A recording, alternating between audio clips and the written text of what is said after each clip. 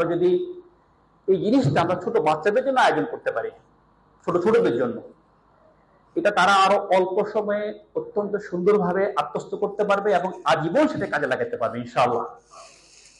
তো সেই লক্ষ্যে আসলে মাদ্রাসা তো যে আমাদের মাদ্রাসা নাসিহার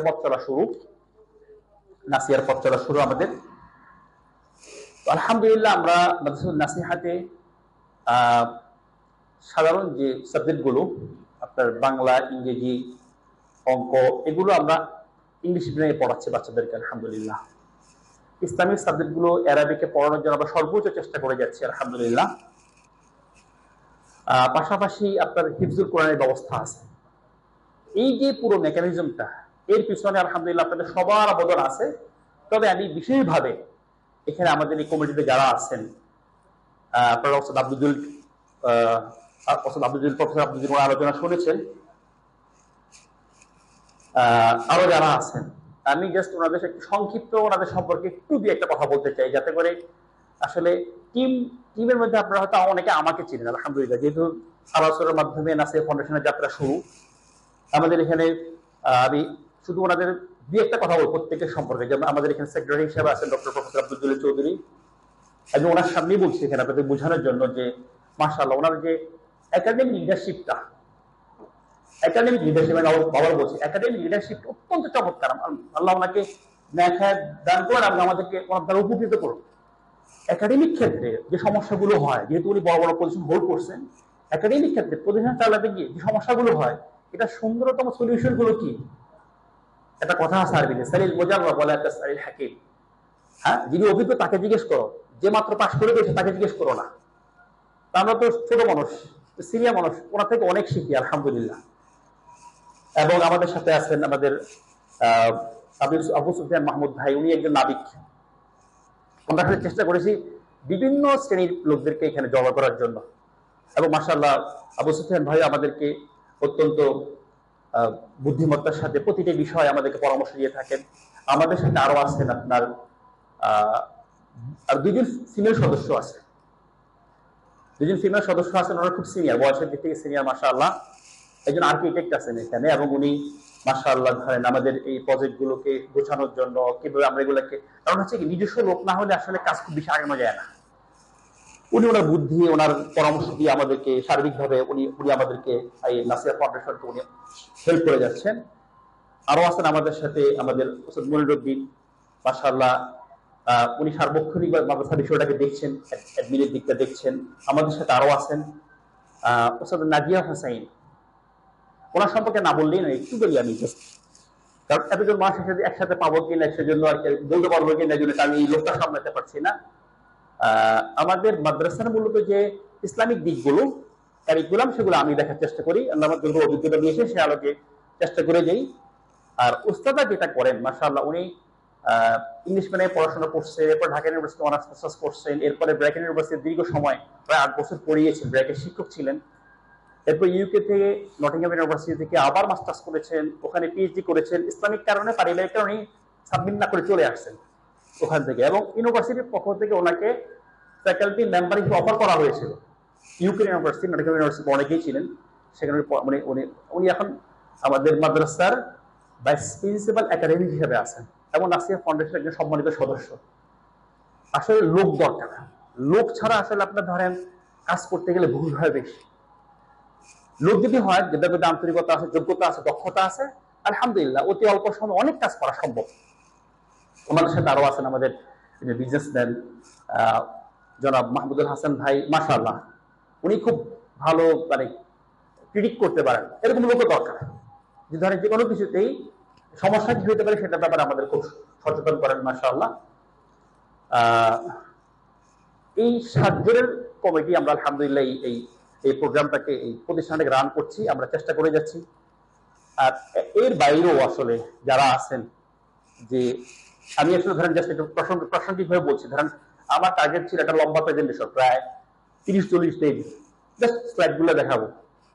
আমাদের এক ভাই খুব কাছের মানুষ, ওনার পরামর্শের কারণে পুরোটাই বাদ দিয়ে দিচ্ছি, বলছে আপনার মনের কথাগুলো সরাসরি বলেন। দেখা আমি জাস্ট বুঝাচ্ছি যে এখানে সব প্রফেশনের ভাইরা আছেন এবং খুবই আন্তরিক, যে কোনো কিছু ভুল হলে সাথে সাথে আমাদেরকে ধরাই দিচ্ছেন, আলহামদুলিল্লাহ। এটা খুব জরুরি, কারণ লা ইউলজাকুল মুমিনু মিন জুহরিন ওয়াহিদিন মাররাতাইনি, মুমিন এক গর্তে দুইবার পা দেয় না, ভুল বারবার করা যাবে না। যদি ভুল বারবার করি তাহলে আমি আগাতে পারবো না, আমরা কেউ আগাতে পারবো না। এই জন্য আমি সবার কাছে কৃতজ্ঞ যে আলহামদুলিল্লাহ আপনারা সার্বিকভাবে আমাদের সহযোগিতা করছেন, সব দোয়া করছেন, আলহামদুলিল্লাহ। আমরা হাঁটি হাঁটি পা পা করে আগাচ্ছি। আমাদের গত এক বছরে প্রথম বছর হিসাবে আমাদের অনেক ভুল ভ্রান্তি ছিল। আমাদের মাদ্রাসার যখন যাত্রা শুরু হয়, আমাদের এখানে ছাত্র সংখ্যা ছিল 32 জন। 2013 সালে জুলাইতে আমরা শুরু করি। এখন বর্তমানে আলহামদুলিল্লাহ 142 জন স্টুডেন্ট আছে এবং ওয়েটিং লিস্ট প্রায় 60 জনের মতো স্টুডেন্ট ওয়েটিং লিস্টে আছে, যাদেরকে আমরা নিতে পারছি না। আমাদের জায়গা সংকুলন হচ্ছে না, কারণ আমাদের এক একটা ক্লাসরুমে 14 জন করে স্টুডেন্ট সংখ্যা, এবং আমরা সেখানে আলহামদুলিল্লাহ 30টির অধিক বই। কারণ হচ্ছে আপনারা জানেন যে আমাদের সাধারণ যে শিক্ষা ব্যবস্থা, এখানে আমাদের আকীদার সাথে সাংঘর্ষিক, আমাদের আখলাকের সাথে সাংঘর্ষিক অনেক বিষয় এখানে আছে। তো আমরা সেগুলাকে বাদ দিয়ে কিভাবে একটা সুন্দর একটা ভালো কারিকুলাম তৈরি করা যায় সেটার জন্য কাজ করে যাচ্ছি। অলরেডি প্রায় 30-এরও বেশি অধিক বই আমরা আলহামদুলিল্লাহ তৈরি করেছি, আলহামদুলিল্লাহ, গত 1.5 বছরের ভিতরে। আর এখানে যারা শিক্ষক শিক্ষিকা হিসেবে আছেন, আলহামদুলিল্লাহ, ওনাদেরকে যে নেওয়ার প্রক্রিয়া, এটা অত্যন্ত আমরা খুব সুন্দরভাবে গুছিয়ে করছি, এবং অনেক যোগ্য মানুষ। কারণ অনেক যোগ্য মানুষ, তারা যেহেতু সেকুলার পরিবেশে কাজ করতে পারেন না বা সব পরিবেশে কাজ করতে পারেন না, সেজন্য ওনারা ইসলামিক পরিবেশকে খুব প্রাধান্য দেন। এই জন্য অনেক যোগ্য মানুষ। একজনের কথা বলবো আমি, যে একজন একাধিক এরকম আছে যে কয়েকটা ইউনিভার্সিটিতে পড়িয়েছেন, আমাদের এখানে জয়েন করেছেন টিচার অ্যাসিস্ট্যান্ট হিসেবে।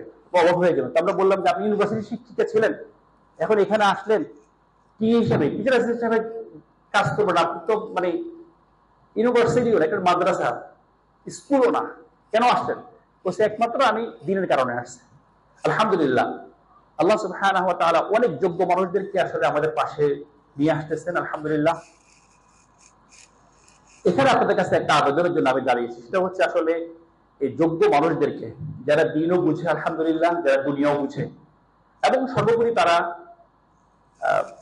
দুনিয়ার উপরে যে দিনকে প্রাধান্য দিতে শিখছে, আলহামদুলিল্লাহ, যার অনেক প্রমাণ আছে। আসলে সময় যেহেতু স্বল্প, সে আলোচনা করবেন যে আলহামদুলিল্লাহ আমরা যে প্রোগ্রাম মিটিং গুলো করি, নাসিহা ফাউন্ডেশন, জাস্ট একটা উদাহরণ দিই আপনাদেরকে বোঝার জন্য। আমি প্রায় সময় যখন জরুরি মিটিং, যেমন আমাদের প্রোগ্রাম হবে, এই সংক্রান্ত অনেকগুলো সিদ্ধান্ত প্রয়োজন ছিল, আধা ঘন্টা 40 মিনিটের নোটিসে মিটিং করছি, প্রত্যেকে জয়েন করছে, আলহামদুলিল্লাহ।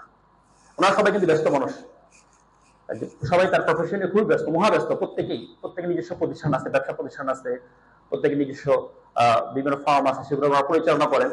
কিন্তু আধা ঘন্টা বা 40 মিনিট নোটিসে সবাই জুম মিটিং এ হাজির, আর যারা কাছে তারা চলে আসছে, আলহামদুলিল্লাহ।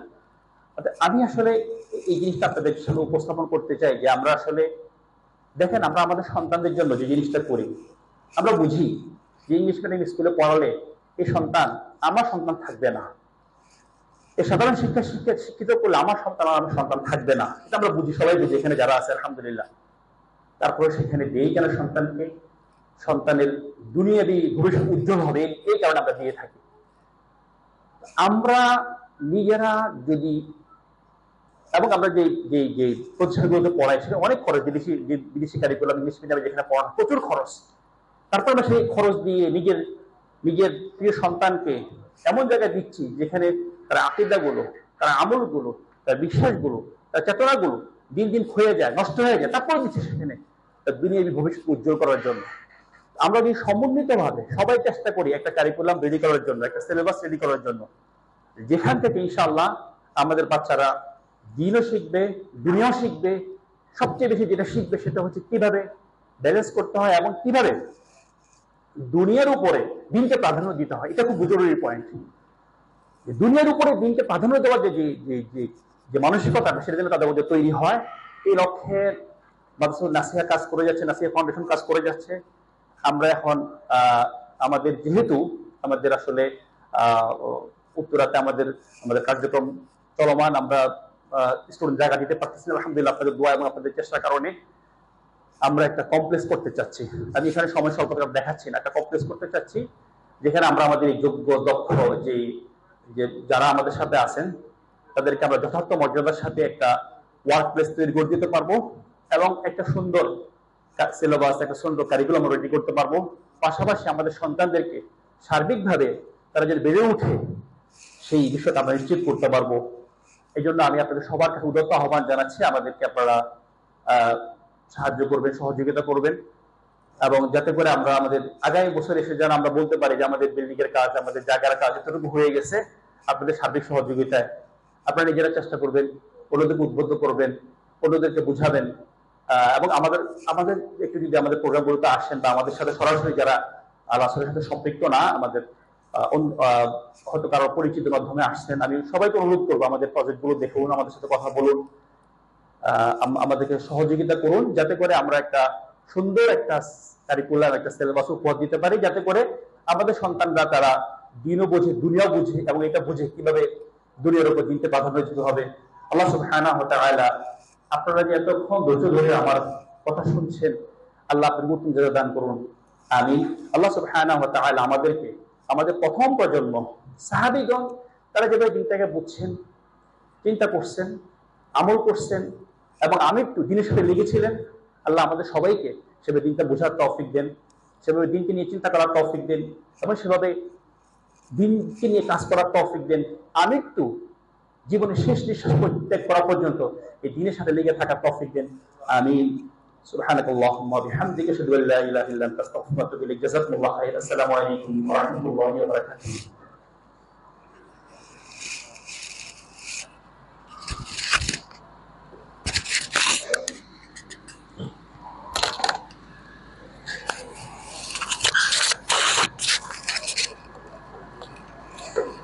জাযাকাল্লাহু খাইরান উস্তাদ, আপনার এই সুচিন্তিত বক্তব্য, নাসিহা আমাদের জীবনে চলার পথে পাথেয় হবে ইনশাআল্লাহ। সর্বোপরি ফাউন্ডেশনের ভবিষ্যৎ পরিকল্পনা বাস্তবায়নে আপনাদের উপস্থিত সকলের সহযোগিতা কামনা করছি। আমরা আপনাদের অনেকক্ষণ অপেক্ষা করিয়েছি, আমরা সাহিত্যের বক্তব্য চলে যাবো ইনশাআল্লাহ শীঘ্রই। তার আগে সাহিত্যের পরবর্তী ক্রমে আপনাদের এই পর্যায়ে কোরআন থেকে তেলাওয়াত এবং অর্থ করবে মাদ্রাসাতুল নাসিহার স্ট্যান্ডার্ড 3 দুইজন ছাত্র, মোহাম্মদ হাসিন তাজওয়ার ইহান এবং আব্দুল্লাহ বিন ফজল। আমি তাদের দুজনকে স্টেজে আসার অনুরোধ করছি।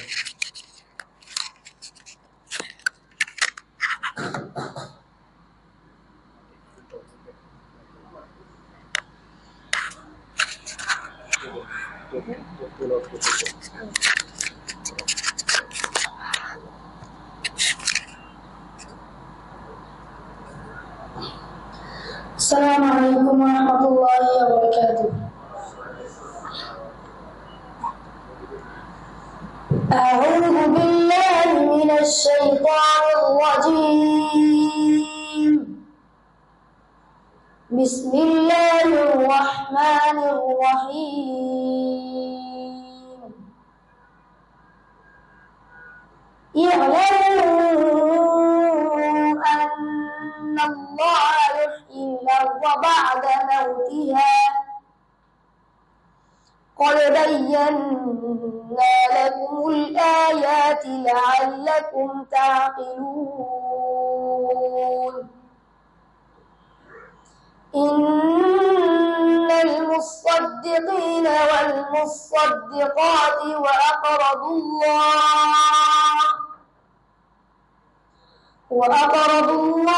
قرضا حسنا يضاعف لهم ولهم أجر كريم.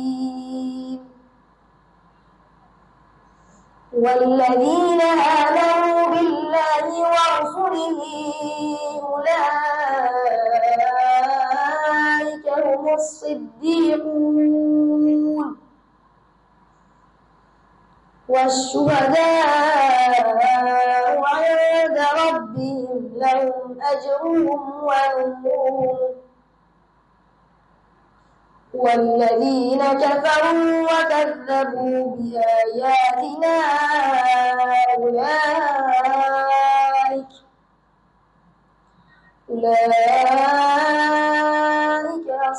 أصحاب الجحيم السلام عليكم ورحمة الله وبركاته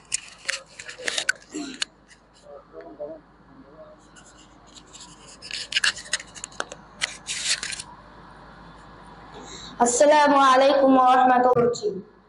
জেনে রেখো, আল্লাহ জমিনকে অনাবৃষ্টির পর শস্য উৎপন্ন করার মাধ্যমে জীবিত করেন। হে মানব সকল, আমি তোমাদের উদ্দেশ্যে আল্লাহর ক্ষমতা ও একত্ববাদের দলিল প্রমাণ সহকারে স্পষ্টভাবে বলে দিয়েছি, যাতে তোমরা সেগুলো বুঝতে পারো। তোমরা জানবে যে যিনি শুষ্ক জমিনকে সজীব করলেন, তিনি তোমাদেরকে মৃত্যুর পর পুনরুত্থানে সক্ষম। তেমনি ভাবে তিনি তোমাদের শক্ত অন্তরগুলোকে বিগলিত করতে সক্ষম। যেসব পুরুষ ও নারী সুখী মনে আল্লাহর সন্তুষ্টির উদ্দেশ্যে নিজেদের সম্পদ থেকে ব্যয় করে, তাদের আমলের প্রতিদান বহুগুণে বৃদ্ধি করা হবে, তথা একটি পুণ্য 10 থেকে 700, এমনকি আরো অধিক হারে দেয়া হবে। তাদের জন্য এর সাথে থাকবে উত্তম প্রতিদান তথা জান্নাত।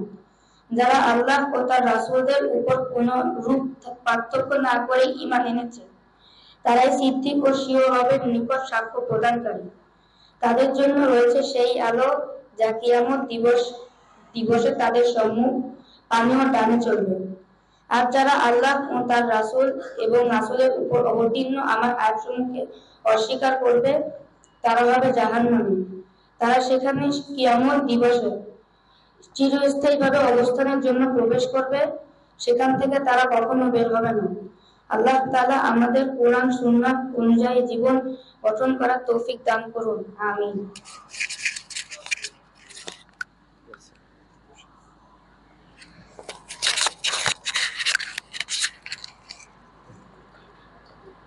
মাশাআল্লাহ, জাযাকুমুল্লাহু খায়রান। আমাদেরকে কোরআন তেলাওয়াত এবং এর অর্থ করে শুনিয়েছে আমাদের মাদ্রাসাতুন নাসিহাত স্ট্যান্ডার্ড 3 দুজন ছাত্র। আমাদের অপেক্ষার পালা শেষ। এখন আমরা শীঘ্রই শাইখের বক্তব্য শুরু করব। আমি শাইখকে অনুরোধ করব তার বক্তব্য উপস্থাপনের জন্য। ওনার আলোচনার বিষয় উলুল হিম্মাতি ফি তাহমিয়াতি আল উম্মাতি।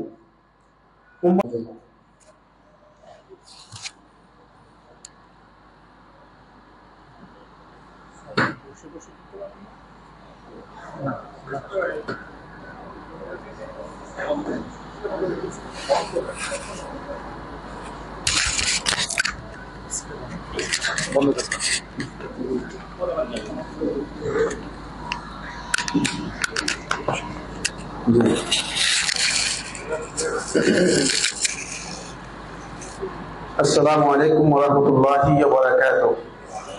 إن الحمد لله نحمده ونستعينه ونستغفره ونعوذ بالله من شرور أنفسنا وسيئات أعمالنا. من يهده الله فلا مضل له ومن يضلل فلا هادي له. وأشهد أن لا إله إلا الله وحده لا شريك له وأشهد أن محمدا عبده ورسوله.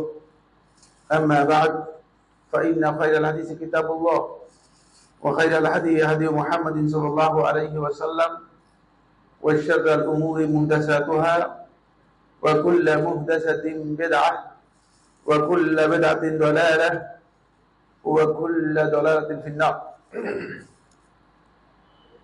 قال الله سبحانه وتعالى في كلامه المجيد: أعوذ بالله من الشيطان الرجيم والذين جاهدوا فينا لنهدينهم سبلنا وإن الله لمع المحسنين.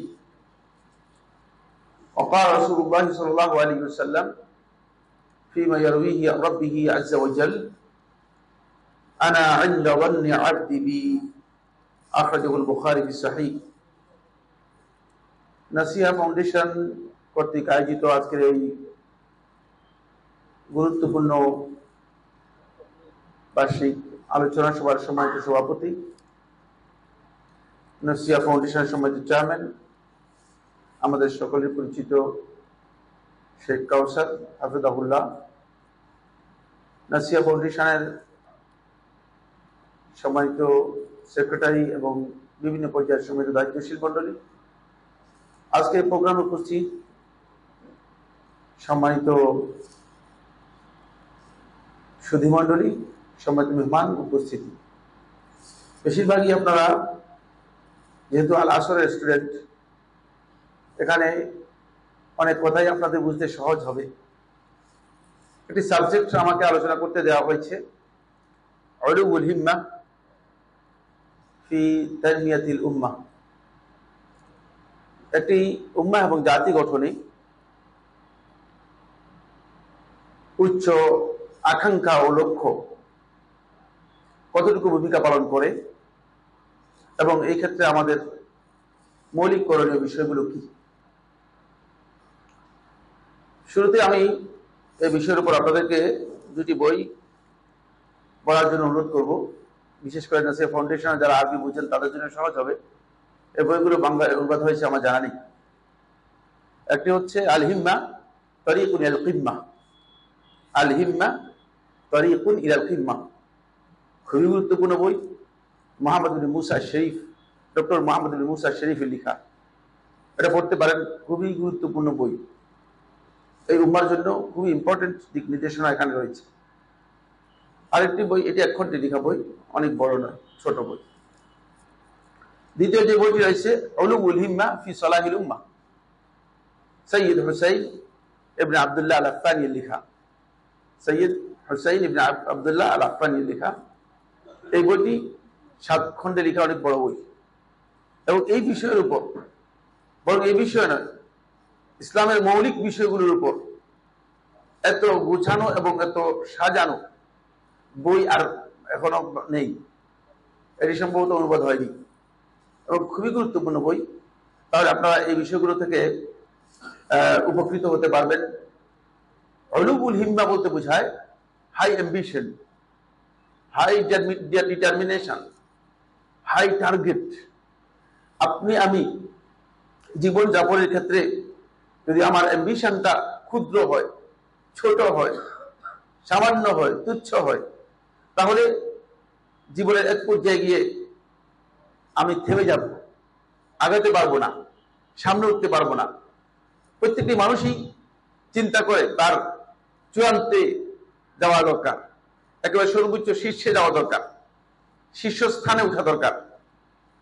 এখন যদি কোনো ব্যক্তি টার্গেট থাকে যে আমি যতটুকু আছি ততটুকুই আমার জন্য যথেষ্ট, তাহলে সেই ব্যক্তি আর অ্যাডভান্স করতে পারবে না, সামনে যেতে পারবে না। দুর্ভাগ্যের বিষয় হচ্ছে আমরা যারা মুসলিম এবং মুমিন রয়েছি, আমরা মনে করেছি যে ইসলাম এবং ঈমান যথেষ্ট, আর আগানোর দরকার নেই, এখানেই অনেক করি। কিন্তু যে আরো আগানোর জায়গা আছে, আরো সামনে যাওয়ার জায়গা আছে, সেই বিষয়গুলো আমাদের মধ্যে কাজ করে না। আসুন কতগুলো গুরুত্বপূর্ণ বিষয় আমরা আপনাদের সাথে শেয়ার করার জন্য চেষ্টা করব। প্রথমে হাই অ্যাম্বিশনের পরিচয়টা কি? পরিচয় হচ্ছে একজন ব্যক্তি তার দায়িত্ব এবং তার উপর অর্পিত যেই কাজ রয়েছে, অথবা তিনি যে পথে অগ্রসর হচ্ছেন, সেক্ষেত্রে তিনি একেবারে চূড়ান্ত যে সীমা আছে ওই সীমাকে টার্গেট করে অগ্রসর হবেন, তাহলে তিনি হাই অ্যাম্বিশনে যেতে পারলেন। উদাহরণ দিয়ে বোঝানোর জন্য বলি, পরীক্ষা দিবেন 1 নম্বর হওয়ার জন্য, 2 নম্বর হওয়ার জন্য নয়। কোন রকম পাশ করলাম। অনেক আছে পরীক্ষা দিয়ে জিজ্ঞেস করে পরীক্ষা কেমন, আলহামদুলিল্লাহ অনেক ভালো হয়েছে, আসলে আলহামদুলিল্লাহ অনেক ভালো হয়েছে, পাশ করবে আর কি।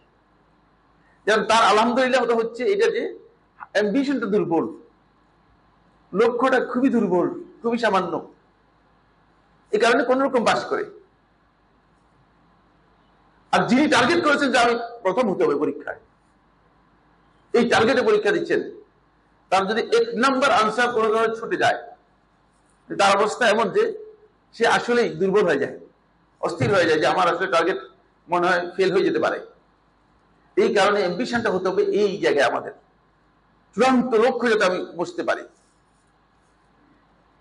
সেটি জীবনের ক্ষেত্রে হতে পারে, আখলাকের ক্ষেত্রে হতে পারে, জ্ঞান অর্জনের ক্ষেত্রে হতে পারে, এবং দুনিয়ার যেই পদমর্যাদা, দুনিয়ার যে সুযোগ সুবিধার ক্ষেত্রে হতে পারে, সকল ক্ষেত্রেই আমাদের টার্গেট হতে হবে চূড়ান্ত টার্গেট, ক্ষুদ্র টার্গেট নয়। এই কারণেই ওমর ইবনে খাত্তাব রাদিয়াল্লাহু তাআলা আনহু তিনি বলেন, লা তুসাগগিরান্না হিম্মাতাক, তুমি তোমার অ্যাম্বিশনটাকে ছোট করো না কখনো, তাহলে ফাইন্নী লাম আরা আকআদ বিরাজুলি মিন সুকুতি হিম্মাতিহি, আমি মানুষদের মধ্যে ওই ব্যক্তিকেই সবচেয়ে বেশি দুর্বল, অক্ষম দেখতে পাচ্ছি, যে তার অ্যাম্বিশনকে, আকাঙ্ক্ষা এবং লক্ষ্যকে সবচেয়ে দুর্বল করে রেখেছে। ফলে মোহাম্মদ আমিন মিশরের একজন বড় লেখক, আপনারা জানেন মনে হয়, তার অনেক লেখা বই আছে। মিন হায়াতি তার একটি বই আছে। মিন হায়াতি এর মধ্যে মোহাম্মদ আমিন উল্লেখ করেছেন, কোন ব্যক্তি যদি 10 কিলোমিটার হাঁটা টার্গেট করে, তাহলে সে ব্যক্তি অন্তত 5 থেকে 7 কিলোমিটার যেতে পারবে। কিন্তু কোন ব্যক্তি যদি টার্গেটই করে 2 কিলোমিটার হাঁটা, সে সর্বোচ্চ আধা কিলোমিটার যেতে পারবে। টার্গেট এই জন্য খুবই গুরুত্বপূর্ণ বিষয়।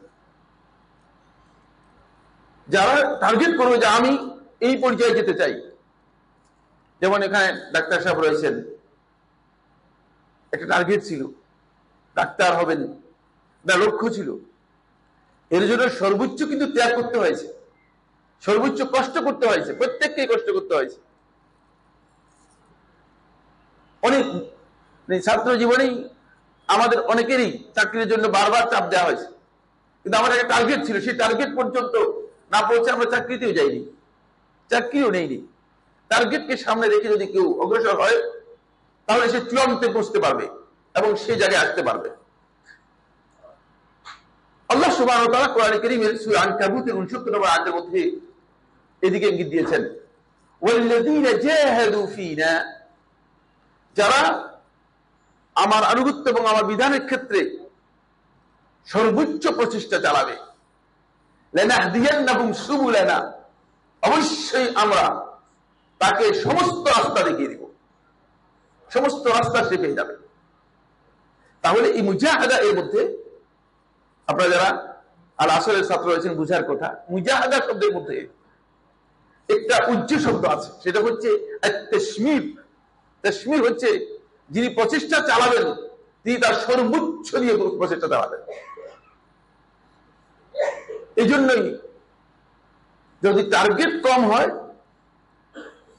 শুধুমাত্র কোন রকম পাস করা, তাহলে তিনি কাঙ্ক্ষিত লক্ষ্যে পৌঁছতে পারবেন না।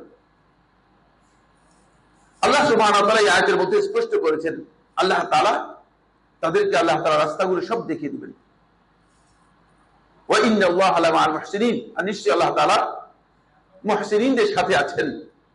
এখানে স্পষ্ট করছেন যে সর্বোচ্চ চেষ্টা যদি আমরা চালাতে পারি, আমাদের অ্যাম্বিশনটা যদি হাই হয় আল্লাহর দ্বীনের ক্ষেত্রে, ইবাদত এবং আনুগত্যের ক্ষেত্রে, আল্লাহ রাব্বুল আলামিনের বিধান পালনের ক্ষেত্রে, তাহলে আমরা মুহসিনিনের যে গ্রেড আছে সেই গ্রেডে উত্তীর্ণ হতে পারবো, সেই গ্রেডে আমরা পৌঁছতে পারবো।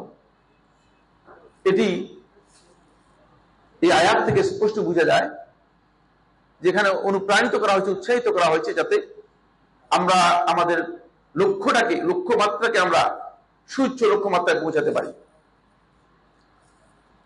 রাসূলুল্লাহ সাল্লাল্লাহু আলাইহি ওয়াসাল্লাম, সহিহ বুখারী ও মুসলিম হাদিস, সহিহ বুখারী ৭৪০৫ নম্বর হাদিস, সহিহ মুসলিম ২৬৫০ নম্বর হাদিস। রাসূলুল্লাহ সাল্লাল্লাহু আলাইহি ওয়াসাল্লাম এই হাদিসটি বর্ণনা করেছেন সরাসরি আল্লাহ তাআলা থেকে। এটাকে কি বলা হয়?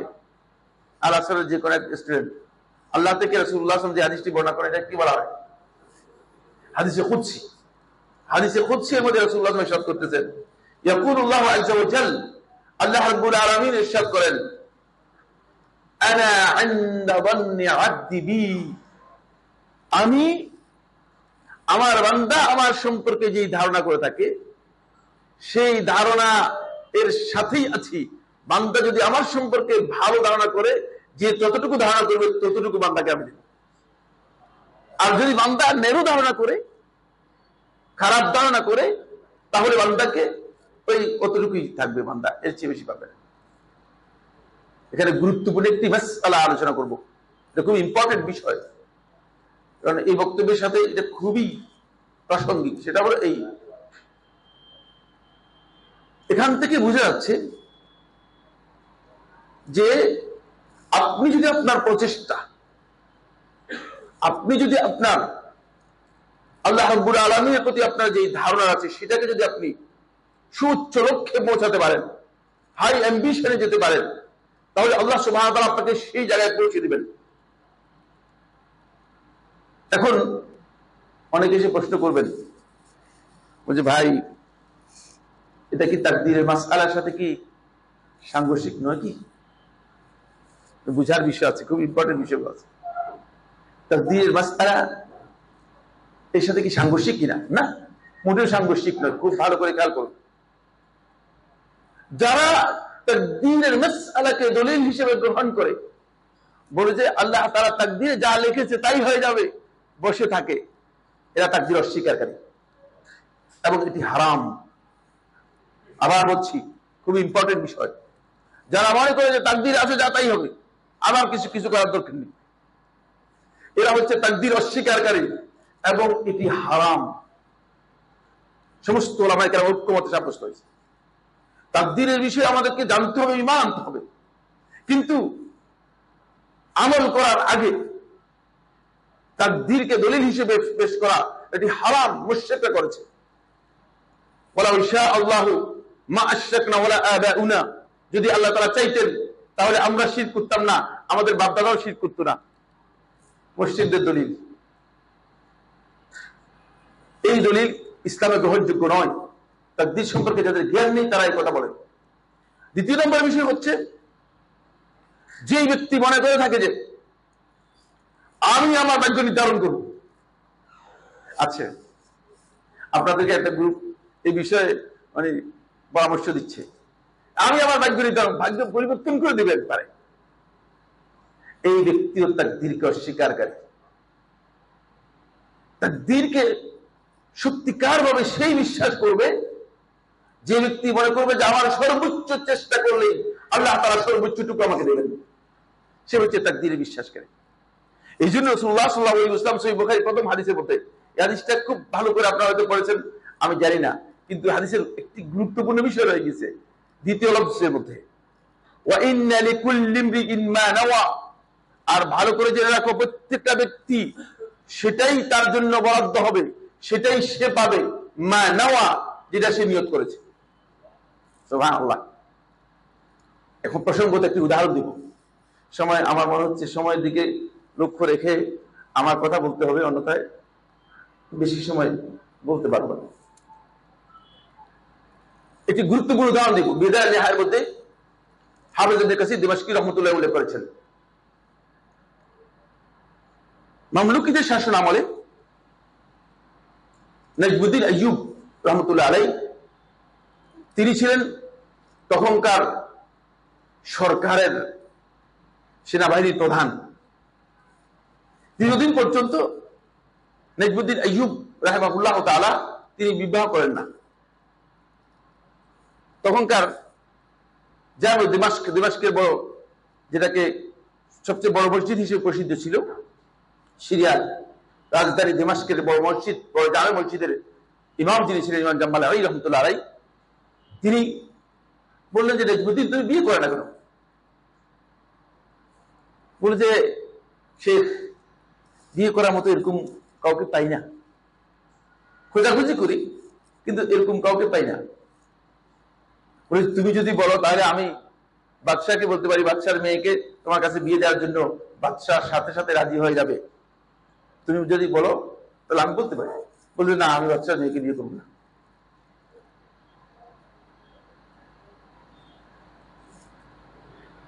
বললো যে তাহলে কাকে বিয়ে করবে? বলে আমার একটা টার্গেট আছে, একটা অ্যাম্বিশন আমার রয়েছে। সে অ্যাম্বিশন হচ্ছে এই, আমি এমন একজন নারীকে বিয়ে করতে চাই যে নারীকে বিয়ে করার পরে সে, ওই নারী আমার হাত ধরে আমাকে আল্লাহ রাব্বুল আলামিনের জান্নাত পর্যন্ত পৌঁছে দেবে।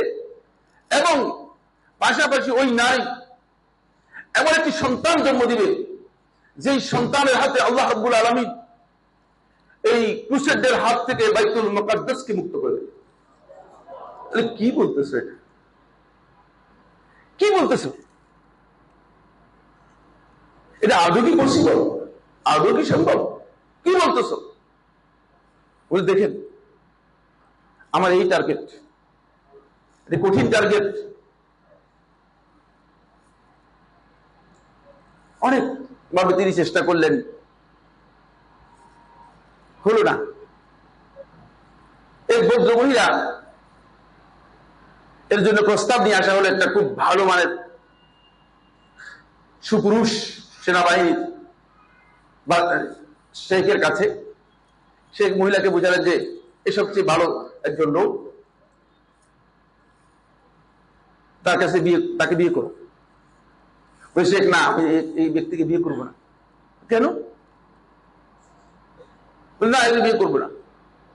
বলে শেখ, আমার জন্য এমন একজন পুরুষ দেখেন যে পুরুষ আমাকে বিয়ে করলে আমার হাত ধরে আমাকে জান্নাতে নিয়ে যেতে পারবে এবং আমার এই ওরসে এমন একটি সন্তান জন্ম দিবে যে সন্তান এই বাইতুল মুকাদ্দাসকে মুক্ত করবে। বললে যে এটা তো সম্ভব না, কিন্তু নাজমুদ্দিন আইয়ুবকে বলা সম্ভব না। কারণ হচ্ছে এই ধরনের লেভেলের নারীকে কি বিয়ে করবে কিনা নাজমুদ্দিন আইয়ুব? খুব নিচু লেভেলের। নাজমুদ্দিন আইয়ুবের কাছে গিয়ে শেখ প্রস্তাব দিলেন যে একটা মহিলা পাওয়া গেছে, তুমি যে কন্ডিশন, তুমি যেই বিশাল উচ্চ অভিলাষ বলেছ, এই ধরনের চিন্তা অধিকারী। বলেন শেখ, আমি বিয়ে করব। বিয়ে করেছেন। অনেক লম্বা ঘটনা, আলোচনা করার বিষয় নয়, আপনারা বেদার নেহায়ের মধ্যে দেখে নেবেন, বিস্তারিত পেয়ে যাবেন। সেই এমবিশন পূরণ হয়েছে। সালাউদ্দিন আইয়ুবী রহমতুল্লাহ আলাইহির জন্ম হয়েছে এই সংসারের মধ্যে, নাজমুদ্দিন আইয়ুবের সংসারের মধ্যে। শেষ পর্যন্ত সালাউদ্দিন আইয়ুবীর মাধ্যমে আল্লাহ রাব্বুল আলামিন ক্রুসেডদের হাত থেকে এই বাইতুল মুকাদ্দাসকে মুক্ত করে দিয়েছেন। এই জন্য আমি আজকে হাই এমবিশনের এই আলোচনা শুরুতে এই উদাহরণটা নিয়ে এসেছি, যাতে করে আমরা বুঝতে পারি আসলে কোনো ব্যক্তি যদি চায় তার এমবিশনটাকে, তার লক্ষ্যটাকে যদি সুচ্ছ করতে পারে, বড় করতে পারে, হাই করতে পারে, তাহলে অবশ্যই সে একটা টার্গেটে বসতে পারবে। কিন্তু আমাদের দুর্ভাগ্য হচ্ছে এই, আমরা যখন মনে করেন ফাউন্ডেশন শুরু হয়, যখন মাদ্রাসা শুরু হয়, কিছু সংখ্যক ভাই আসেন, এসে প্রথমেই নেগেটিভ কথা শুরু করেন। বলছে ভাই এগুলো পারবেন, এগুলো আরো সম্ভব। সম্ভব নয় এমন কিছু তো পৃথিবীতে হবে না, ঠিক না? সম্ভব যেটা সেটাই তো মানুষ করবে। এই জায়গাগুলোতে আমাদেরকে খেয়াল রাখতে হবে। টার্গেট যদি আমরা নিতে পারি তাহলে অবশ্যই আমরা একটা গন্তব্যে পৌঁছতে পারবো। আপনারা শুনেছেন যে নাসিয়া ফাউন্ডেশন 1 বছরের মাথায় 1 কোটির উপর মানে টাকা মানুষদেরকে দিয়েছে, বিতরণ করেছে। প্রতিষ্ঠার আগে কি 1 কোটি টাকা নাসিয়া ফাউন্ডেশন কেউ দিয়েছে? দেয় নাই। সুতরাং এই জন্য অ্যাম্বিশনটা এত গুরুত্বপূর্ণ যে যেই ব্যক্তি টার্গেট নেবে, টার্গেট নিয়ে যখন সামনের দিকে অগ্রসর হবে, আল্লাহ রাব্বুল আলামিন তার জন্য পথ মুক্ত করে দিবেন। লানাহদিয়ান্নাহুম সুবুলানা, তাদের জন্য আমার রাস্তাগুলো আমি দেখিয়ে দিব, খুলে দিব, ওপেন করে দিব। আসুন, ফলে এখান থেকে আমাদের গুরুত্বপূর্ণ কতগুলো বিষয় শিকার হয়েছে আজকের আলোচনার মধ্যে। এই হাই অ্যাম্বিশনের জন্য আল্লাহ সুবহানাহু ওয়া তাআলা যাতে করে যাদের মনোবল, সুচ্ছ মনোবল রয়েছে, আল্লাহ রাব্বুল আলামিন ওই সুচ্ছ মনোবলের অধিকারী লোকদেরকে অনুসরণ করতে নির্দেশ দিয়েছেন। গোটা আল্লাহর সৃষ্টি আদম সন্তান সবাইকে, স্পেশালি নবী এবং রাসূলদেরকে। সূরা আহকাফের 35 আয়াতের মধ্যে আল্লাহ সুবহানাহু ওয়া তাআলা বলেন, ফাসবির কামা সাবারা উলুল আযমি মিনার রুসুল ওয়া লা তাসতাজিল লাহুম কাআন্নাহুম ইয়াওমা ইয়ারাউনা মা ইউআদুন লাম ইয়ালবাসু ইল্লা সাআতাম মিন নাহার বালাগুন ফাহাল ইউহলাকু ইল্লা আল কওমুল ফাসিকুন। এই আয়াতের মধ্যে আল্লাহ সুবহানাহু ওয়া তাআলা ইরশাদ করতেছেন, হে রাসূল, আপনি উলুল আজম সুদৃঢ় প্রত্যয়ের অধিকারী রাসূলগণ যেভাবে ধৈর্য ধারণ করেছেন, ঠিক তাদের অনুসরণ করে ধৈর্যের মানদণ্ড উত্তীর্ণ হন। তাদের কথা বলা হয়েছে এই জন্য কারণ তাদের টার্গেট ছিল হাই, তাদের অ্যাম্বিশন ছিল হাই। এই জন্য আপনি অনুসরণ করবেন আপনার চেয়ে লো স্ট্যান্ডার্ডের, তাহলে আগাতে পারবেন না। আপনি টার্গেট করবেন যে আমি উপরের দিকে কিভাবে যেতে চাই, তাহলে যারা ওই উপরে গিয়েছে, ওই উপরের পথে পৌঁছেছে, তাদেরকে আপনাকে অনুসরণ করতে হবে। এটি আল্লাহ তাআলা বলেছেন। 2, এই কারণে আল্লাহ সুবহানাহু ওয়া তাআলা আমাদেরকে প্রতিযোগিতা করতে বলেছেন, নির্দেশ দিয়েছেন, অনুপ্রাণিত উৎসাহিত করেছেন, যাতে করে আমরা ওই সর্বোচ্চ টার্গেট নিয়ে প্রতিযোগিতা করতে পারি। আল্লাহ রাব্বুল আলামিন সূরা আলে ইমরান 133 নম্বর আয়াতের মধ্যে বলেন, ওয়াসারিউ ইলা মাগফিরাতিন মির রাব্বিকুম ওয়া জান্নাতিন আরদুহাস সামাওয়াতু ওয়াল আরদ উইদ্দাত লিল মুত্তাকিন। দেখেন আল্লাহ তাআলা বলছেন তোমরা প্রতিযোগিতা করো ওই জান্নাতের দিকে, যে জান্নাতের শুধুমাত্র প্রস্থ হচ্ছে সমস্ত আসমান এবং সমস্ত জমিনের সমান। এই জন্য প্রতিযোগিতা করতে আল্লাহ তাআলা বলেছেন। দৈর্ঘ্য আল্লাহ তাআলা বলেননি, প্রস্থ হচ্ছে এতটুকু, কত বিশাল এই জান্নাত। এখানে প্রতিযোগিতার কথা বলা হয়েছে কেন? অনুপ্রাণিত করা হয়েছে। কারা প্রতিযোগিতা করে? কারা প্রতিযোগিতা করে? যারা প্রতিযোগিতা করে বিজয় হতে পারে তারা। এই জন্য আপনার যদি টার্গেট ক্ষুদ্র হয় তাহলে আপনি প্রতিযোগিতায় আসবেন না। যে স্টুডেন্ট বসে আছে প্রতিযোগিতায় আসে না, আপনি নিশ্চিত যে স্টুডেন্টের সমস্যা আছে, এ টার্গেটে বসতে পারবে না। এই জন্য প্রতিযোগী ছাত্র যারা আছে তাদেরকে দেখবে যে সব সময় ট্যালেন্ট হয়, সব সময় অগ্রগামী হয়, অ্যাডভান্স হয়, উপরের দিকে উঠতে পারে। এই জন্য আল্লাহ সুবহানাহু ওয়া তাআলা দ্বীনের কাজেও আল্লাহ রাব্বুল আলামিন জান্নাতের জন্য পর্যন্ত প্রতিযোগিতা করতে আমাদেরকে বলেছেন। শুধু কি তাই না, আরো অন্যগুলোর মধ্যে বলেছেন। সূরা সাফফাতের 61 নম্বর আয়াতের মধ্যে বলেছেন, লিমিসলি হাযা ফালইআমালিল আমিলুন। আল্লাহ তাআলা সূরা আল মুত্তাফফিফিনের 26 নম্বর আয়াতের মধ্যে বলেছেন, ওয়া ফি যালিকা ফালইয়াতানাফাসিল মুতানাফিসুন। তাই এই প্রতিযোগিতার জন্য আল্লাহ সুবহানাহু ওয়া তাআলা আমাদেরকে বারবার উৎসাহিত করেছেন। আসুন 3 নম্বর পয়েন্ট হচ্ছে, ফলে আমরা জানি যে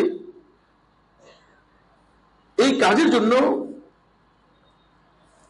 আমাদেরকে এই যে আমার লক্ষ্যকে সর্বোচ্চ করে প্রতিযোগিতায় এগিয়ে যাওয়ার জন্য, অ্যাডভান্স করার জন্য কোনো সময় নির্ধারিত নেই। আমাদের কাছে আসে অনেকে, আল আসরে নিশ্চয়ই আসছে, কোনো সন্দেহ নেই, ওই যে আমরা কি এখন পড়তে পারবো কিনা। আপনাকে পড়তে নিষেধ করছে কে? পড়তে পারবেন না কেন? ঠিক না, পড়া তো নিষেধ নাই, মৃত্যু পর্যন্ত পড়ার সময় রয়েছে। এই কাজের জন্য সময় নির্ধারিত নয়। আপনি এটা মনে করার কোন সুযোগ নেই যে এর জন্য সময় নির্ধারিত। সাহাবায়ে কেরাম ইসলাম গ্রহণ করেছেন বৃদ্ধ বয়সে, আল্লাহ রাসূলের সাথে ছিলেন, জান্নাত পর্যন্ত পৌঁছতে পেরেছেন। সুতরাং আমরা কেন পারবো না? আমরা কেন এই জায়গায় আসবো না? এই উম্মতের যারা ফকিহ ছিলেন তারা বেশিরভাগই দ্বীনের গবেষণার কাজগুলো তারা অনেক বয়সে শুরু করেছেন, কিন্তু বিশাল খেদমত উম্মতের জন্য করে দিয়ে গেছেন। একটি উদাহরণ দিচ্ছি, ইস ইবনে আব্দুস সালাম রাহিমাহুল্লাহ তাআলা, শাফি মাযহাবের সুলতানুল উলামা বলা হয় তাকে, ইস ইবনে আব্দুস সালাম রাহমাতুল্লাহ আলাইহি। তিনি 40 বছর পর তালাবুল ইলম শুরু করেছেন। তাহলে আমরা কেন আমাদের টার্গেটটা ছোট রাখছি? আরেকটি উদাহরণ দিব, যেমন অনেক উদাহরণ রয়েছে। আপনারা জানেন যে বর্তমান আমাদের মদিনার অল্প কিছু জায়গায় আমাদের শেখ রাহিমাহুল্লাহ মারা গিয়েছেন, শেখ আব্দুল মুহসিন আব্বাদ আল বদর রাহিমাহুল্লাহ তাআলা। ভাগ্যক্রমে আমি 2 বছরই তার কাছে পড়তে পেরেছিলাম। আল্লাহ তাআলা মসজিদ নববীতে আমি সরাসরি পড়তাম, কিন্তু ক্লাসেই সরাসরি 2 বছর আমি পড়তে পেরেছিলাম। মদিনার সবচেয়ে বড় মুহাদ্দিস, আহলে হাদিস ছিলেন শেখ রহমাতুল্লাহ আলাইহি। তো এক ব্যক্তি এসে শেখকে বলল, শেখ আমরা কি 40 ঊর্ধ্ব বয়সে কোরআন হেফজ করতে পারবো কিনা? আমরা কি 40 ঊর্ধ্ব বয়সে কোরআন হেফজ করতে পারবো কিনা? তখন শেখ রহমতুল্লাহ নিষেধ করবে কে তোমাদেরকে হেফজ করতে? কে তোমাদেরকে নিষেধ করবে হেফজ করতে? বলে শেখ আসলে সম্ভব কিনা সেটা। বললো যে তোমাদের সাথে যে কথা বলছে সে 40-এর পর 50 বছর বয়সে কোরআন হেফজ করেছে। আমার বন্ধুগণ, টার্গেট করে সময়ের মধ্যে নিয়ে গিয়ে দুর্বল হবার কোনো কারণ নেই। জ্ঞান অর্জনের জন্য কোনো টাইম নেই। হতে পারে আজকে শুরু করলে আপনি 1 বছর 2 বছরের মধ্যে আপনি একজন যোগ্য আলেম হয়ে যাবেন। শুধুমাত্র টার্গেট করতে হবে, চেষ্টা করতে হবে। একটু লক্ষ্যটাকে আপনার কি করতে হবে, হাই করতে হবে, একটু ভলিউম বাড়াতে হবে। আসুন এরপরে যে পয়েন্টটি সেটি হচ্ছে, ফলে রাসূলুল্লাহ সাল্লাল্লাহু আলাইহি ওয়াসাল্লাম যাদের অ্যাম্বিশন হাই, কোরআন এবং হাদিসের মধ্যে আল্লাহ নবী সাল্লাল্লাহু আলাইহি ওয়াসাল্লাম তাদের মর্যাদাকে আলাদা করে উল্লেখ করেছেন। কোরআন কারীমে সূরা নিসার 95 নম্বর আয়াতের মধ্যে দেখবেন আল্লাহ তাআলা বলেন, লা ইয়াস্তাউল কাঈদুনা মিনাল মুমিনিনা গায়রু লিদ-দারারি ওয়াল মুজাহিদুনা ফি সাবিলিল্লাহি বিআমওয়ালিহিম ওয়া আনফুসিহিম। দেখেন, যারা জিহাদে যায় নাই আর যারা জিহাদে গিয়েছে তাদের অ্যাম্বিশন হাই। যারা জিহাদে গিয়েছে তাদের অ্যাম্বিশন হাই, এজন্য তাদেরকে আল্লাহ তাআলা বলতেছে যারা বসে করে আছে, যারা এদের অ্যাম্বিশনটা হাই না হওয়ার কারণে এরা সমান হতে পারবে না কোনদিন। আল্লাহ তাআলা অন্য আয়াতে মধ্যে বলেছেন, হাল ইয়াস্তাউল্লাযীনা ইয়ালামুনা ওয়াল্লাযীনা লা ইয়ালামুন। দেখেন, যারা জানে তাদের অ্যাম্বিশনটা হাই হওয়ার কারণে তাদের মর্যাদাকে আল্লাহ তাআলা সম্পূর্ণ কিয়ামত পর্যন্ত আলাদা করে দিয়েছেন।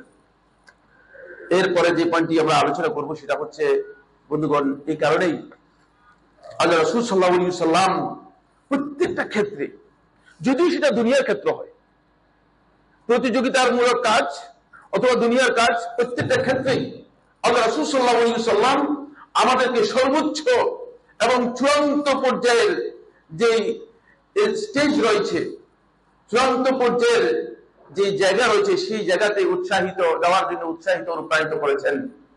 ইমাম আহমদ ইবনে হাম্বল তার মুসনাদের মধ্যে বর্ণনা করেন, আনাস ইবনে মালিক রাদিয়াল্লাহু তাআলা থেকে তিনি বলেন, রাসূলুল্লাহ সাল্লাল্লাহু আলাইহি ওয়াসাল্লাম ইরশাদ করেছেন, ইন কামাতিস সাআতু, যদি কিয়ামত কায়েম হয়ে যায়, ওয়া বিয়াদি আহাদিকুম ফাসিলাতুন, আর তোমাদের কোন ব্যক্তির হাতে একটা চারা গাছ থাকে, ফাইন ইসতাতা আল্লা ইয়াকুমা হাত্তা ইয়াগরিসাহা ফালিয়াফআল, যদি দেখে যে এখনো কিয়ামত হয়ে যায় নাই, এটা গাছটা রোপণ করতে পারবে, সেজন্য রোপণ করবে।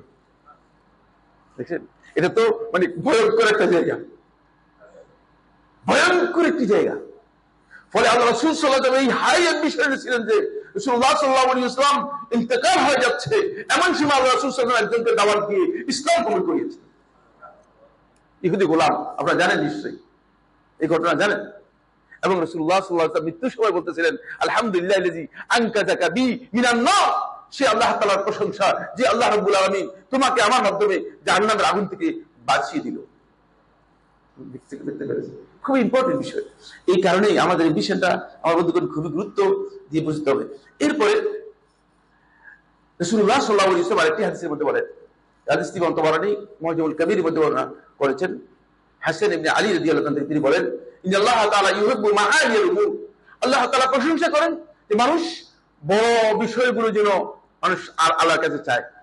এজন্য রাসূলুল্লাহ সাল্লাল্লাহু আলাইহি ওয়াসাল্লাম বলেছেন, যখন আল্লাহর কাছে জান্নাত চাইবে তখন কি চাইবে? ফিরদাউসুল আলা চাইবে। দেখছেন, আমরা মনে মনে বলছি কি রে, ফিরদাউসুল আলা কথা বলে কেন? এটাই হাই অ্যাম্বিশনের কথা। কারণ হচ্ছে ছোট যাবেন কেন আপনি? আপনি বলবেন যে আল্লাহ আমাকে একটা রুটি দেন, এটা চাইবেন কেন আপনি? আপনি চাইবেন যেটা চাওয়া দরকার সেটা চাইবেন, চূড়ান্ত চাওয়া। কারণ যার কাছে চাচ্ছেন তিনি সবটাই দিতে পারেন, সবটাই দিতে পারেন। সুতরাং তার কাছে সেই পর্যায়ের জিনিস চাইবেন। আর আল্লাহ তাআলা পছন্দ করেন ছোট ছোট ক্ষুদ্র ক্ষুদ্র জিনিস, তুচ্ছ তাচ্ছিল্যের জিনিস যেগুলো আছে সেগুলোকে পছন্দ করেন, সেগুলো মানুষের কাছে বেশি প্রিয়। মানুষ মনে করে যে কোন রকম একবেলা খাওয়া, কিছু থাকা, একটা ঘর, একটা বাড়ি হলেই শেষ।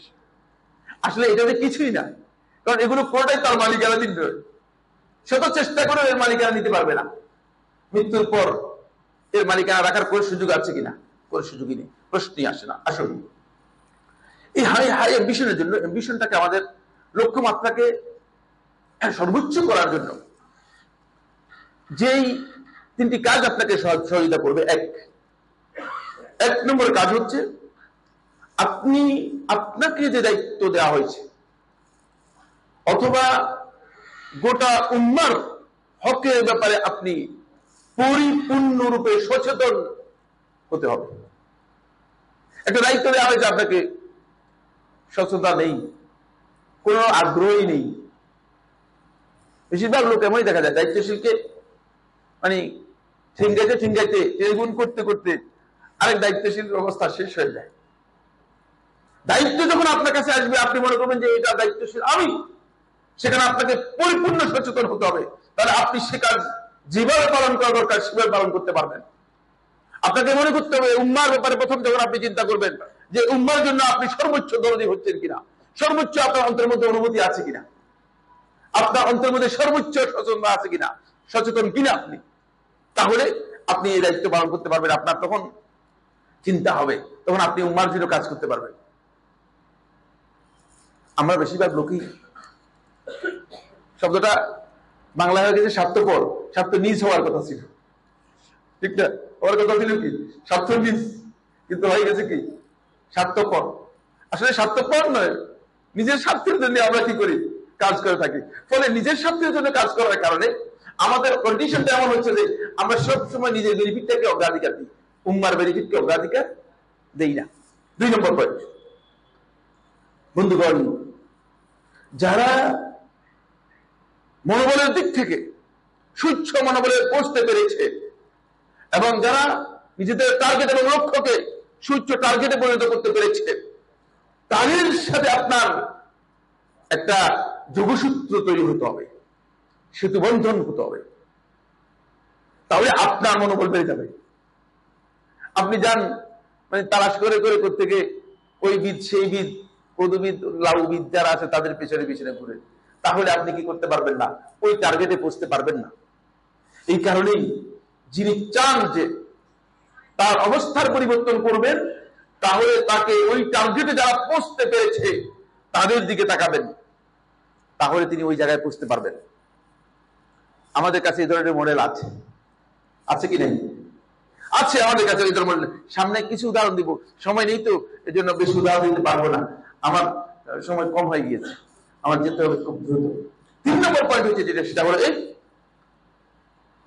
আমার বন্ধুগণ, সৎকর্মশীল যারা নিজেদের সুউচ্চ লক্ষ্য নিয়ে যারা সাকসেস হতে পেরেছে, সাকসেস তো সেটাই তো সাকসেস। এই পৃথিবীর মধ্যে বিচরণ করছে, আল্লাহ রাসূল সাল্লাল্লাহু আলাইহি ওয়াসাল্লাম তাকে বলে দিচ্ছেন তুমি জান্নাতি, তুমি জান্নাতি, এর চেয়ে আর সাকসেস কি চান? ঠিক না? কত বড় সাকসেস হয়েছে। সুতরাং যারা সাকসেস হয়েছে তাদের জীবনী পড়বেন, তাদের জীবনীতে একটু অবগাহন করবেন। এটি এমন একটি সমুদ্র, এখানে অবগাহন করলে আপনার পুরা শরীরটা পবিত্র হয়ে আপনাকে একটা সর্বোচ্চ মানে আকাঙ্ক্ষার জায়গায় নিয়ে যাবে। আপনি বুঝবেন যে আমার অবস্থার পরিবর্তন হতে হবে, চেষ্টা করতে হবে, নিজেকে সেই জায়গায় আনতে হবে। আসুন 2টি উদাহরণ দিই, অনেকগুলো উদাহরণ দিব না। প্রথম উদাহরণ হচ্ছে মাসরুক ইবনে আজদা রাহিমাহুল্লাহ তাআলা বর্ণনা করেন, তিনি বলেন, আব্দুল্লাহ ইবনে মাসউদ রাদিয়াল্লাহু আনহু তিনি বলেন, ওয়াল্লাহি, আল্লাহর কসম করে তোমাদেরকে বলছি, মা উনজিলাত আয়াতুন ইল্লা ওয়া আনা আ'লামু ফীমা নাযালাত ওয়া আইনা নাযালাত ওয়ালাউ আ'লামু আহাদান আ'লামু বিকিতাবিল্লাহি মিন্নি তাবলুগুহুল মাতায়া লাআতাইতুহু। আব্দুল্লাহ ইবনে মাসউদ রাদিয়াল্লাহু আনহু বলেন, আল্লাহর কসম করে তোমাদেরকে বলছি, কোরআনে কারীমের একটি আয়াত নেই, এই আয়াতটি কোথায় নাজিল হয়েছে, তাদের ব্যাপারে নাজিল হয়েছে, কোন প্রেক্ষাপটে নাজিল হয়েছে, আমি এই সম্পর্কে জানি না। আল্লাহর কসম করে বলেছি, আমি টার্গেট করেছি, যদি কারো কাছে কোরআনে কারীমের আয়াতের ব্যাপারে সামান্যতম কোন জ্ঞান অতিরিক্ত আমার থেকে থাকে, সে যেখানেই থাকুক না কেন, আমি সেখানে পৌঁছার টার্গেট করেছিলাম।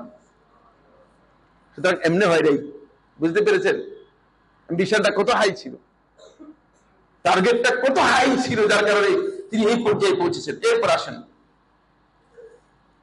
ইমাম বুখারী রাহমাতুল্লাহ আলাইহি থেকে তার ছাত্র বর্ণনা করতেছে, ইমাম বুখারী রাহমাতুল্লাহ আলাইহি রাত্রে ঘুমাতেন। এক রাত্রে ঘুম থেকে ইমাম রাহমাতুল্লাহ আলাইহি অন্তত 20 থেকে 25 বার ঘুম থেকে জাগতেন। কখনো হাদিস লিখতেন, কখনো নোট লিখতেন, কখনো এই বিষয়ে কোন বিষয়ে মানে যখন আসতো সেই জিনিসটা লিখে রাখতেন। কিভাবে ইমাম রাহমাতুল্লাহ আলাইহি কাজটি করেছেন, আসুন সময়ের দিকে লক্ষ্য রেখে আমরা এখানে আর কথা বলবো না। এরপরে আমি যে পয়েন্টটি নিয়ে কথা বলবো সেটা হচ্ছে এই, আমার বন্ধুগণ, জাতীয় উন্নয়নের বিষয়টি এবং এটি জাতি গঠনের বিষয়টি, এটি নির্ভর করে ওই জাতির জনগণের উপর। আবু বকর রাদিয়াল্লাহু তাআলা আনহু যে সময় শাসক ছিলেন, সেই সময় নাগরিক ছিলেন ওমর ইবনে খাত্তাব, আলী ইবনে আবি তালেব, ঠিক না?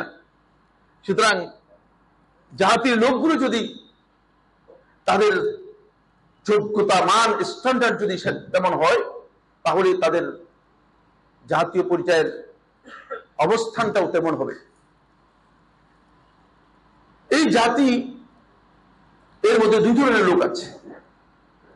জাতীয় উন্নয়নের জন্য প্রথম যেই আমাদের অ্যাম্বিশন থাকতে হবে, যে লক্ষ্য আমাদেরকে নিতে হবে, সেটা হচ্ছে এই যে বিবিধ লোককে আমাদেরকে টার্গেট করতে হবে।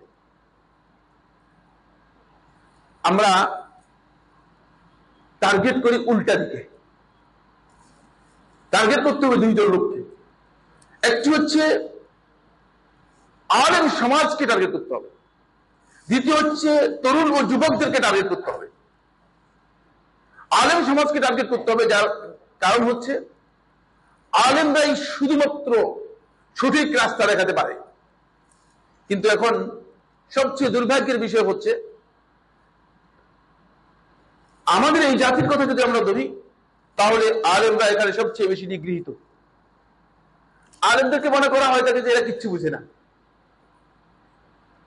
কিন্তু কিচ্ছু না বুঝলেও তো আপনি খেয়াল রাখেন, আলেমদের সন্তান সবচেয়ে বেশি, আপনার সন্তান কম। তাহলে কিছু বুঝে মনে হচ্ছে। এটা জাস্ট একটু বললাম আর কি। আলেমরা বুঝে। আপনি আলেমদের মানকে ক্ষুদ্র করার জন্য, আলেমদের অবস্থানটাকে ক্ষুদ্র করার জন্য আপনি জাতিকে ধোঁকা দিচ্ছেন। এই জাতিকে যদি সত্যিকার পুনর্গঠন করতে হয়, পুনর্জীবিত করতে হয়, এবং তাদেরকে যদি সত্যিকার মানে উত্তীর্ণ করতে হয়, তাহলে আলেমদেরকে এখানে স্পেস দিতে হবে, সুযোগ দিতে হবে, যে আলেমরা জাতিকে আলোক পত্রিকা দিতে পারবে। কারণ আলেমরাই হচ্ছে একমাত্র এই জাতির জন্য আলোক পত্রিকা। এই কারণে আল্লাহ রাব্বুল আলামিন উলুল আমরের মধ্যে, আল্লাহ সুবহানাহু ওয়া তাআলা সূরা আন-নিসার 59 নম্বর আয়াতের মধ্যে উলুল আমরের তাফসীরের মধ্যে সমস্ত আহলুত তাফসীর একমত হয়ে বলেছেন যে আলেমরা এখানে অন্তর্ভুক্ত হবে। কারণ হচ্ছে আলেমদের দিক নির্দেশনা ছাড়া উম্মাহ কোনোদিন চলতে পারে না, উম্মাহ চলতে পারে না, আসলে চলতে পারে না। ফলে এই জন্যই এখন সমস্যা। এই যে পুরা উম্মার সমস্যাটা এই জায়গায় কিন্তু বিরাজ করতেছে। দ্বিতীয় টার্গেট হচ্ছে তরুণদেরকে টার্গেট করতে হবে। আপনি বৃদ্ধদেরকে টার্গেট করতেছেন, মরে যাবে কয়েক বছর পর, এরকম লোককে টার্গেট করলে এই জাতিকে গঠন করার তার তো অ্যাম্বিশন পুরোটাই লেস হয়ে গেছে অনেক আগেই। তরুণদেরকে দিতে হবে, তরুণদেরকে, কারণ তরুণরা অবস্থার পরিবর্তন করার জন্য সহায়ক ক্ষমতা, শক্তি রাখে। আল্লাহ তাআলা তাদেরকে উদ্দেশ্য করেছেন। ফলে আপনি দেখেন রাসূলুল্লাহ সাল্লাল্লাহু আলাইহি ওয়াসাল্লামের সাথে যখন ইসলাম গ্রহণ করেছেন আবু বকর রাদিয়াল্লাহু আনহু তরুণ ছিলেন। ইসলামের প্রথম ইসলাম গ্রহণ করেছেন আবু বকর রাদিয়াল্লাহু আনহু তরুণ ছিলেন। রাসূলুল্লাহ সাল্লাল্লাহু আলাইহি ওয়াসাল্লামের সাথে ইসলাম গ্রহণ করেছেন বিলাল ইবনে রাবাহ রাদিয়াল্লাহু তাআলা, তিনি তরুণ ছিলেন। মুসআব ইবনে উমাইর রাদিয়াল্লাহু আনহু তরুণ ছিলেন। একেবারেই তরুণ, একদল তরুণ নিয়ে আল্লাহ রাসূল সাল্লাল্লাহু আলাইহি ওয়াসাল্লাম ইসলামের এই দাওয়াতি মিশন শুরু করেছেন। ফলে এই কারণেই বিজয় তরুণরা থাকলে অতি দ্রুত আল্লাহ সুবহানাহু ওয়া তাআলা ওই জায়গায় বিজয় দিয়ে দেন। এত লম্বা সময় বিজয়ের জন্য প্রয়োজন হয় না, খুব বেশি সময় নেই।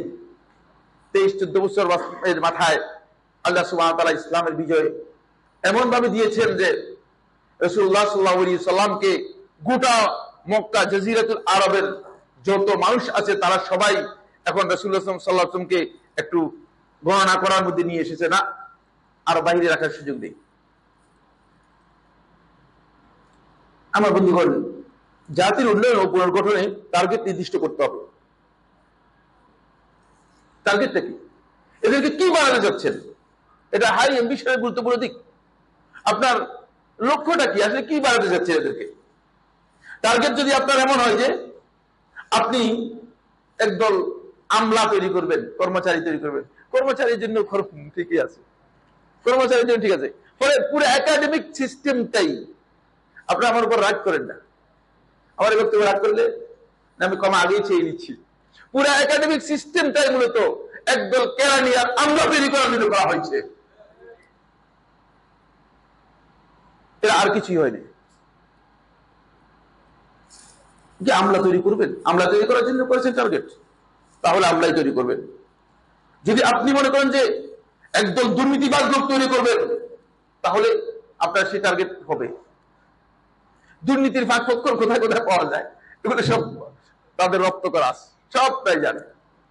এই টার্গেট যদি করেন, যদি আপনি টার্গেট করেন যে একটা প্রতিহিংসা পরায়ণ জনবল, জনশক্তি অথবা প্রজন্ম তৈরি করবেন, তাহলে এটা হিংসা বিদ্বেষ, না এদের মধ্যে সম্প্রীতি আছে, না এদের মধ্যে মানবিকতা আছে, না এদের মধ্যে ভালোবাসা আছে, না এদের মধ্যে ইসলামের কোন চেতনা আছে, দ্বীনের কোন চেতনা আছে।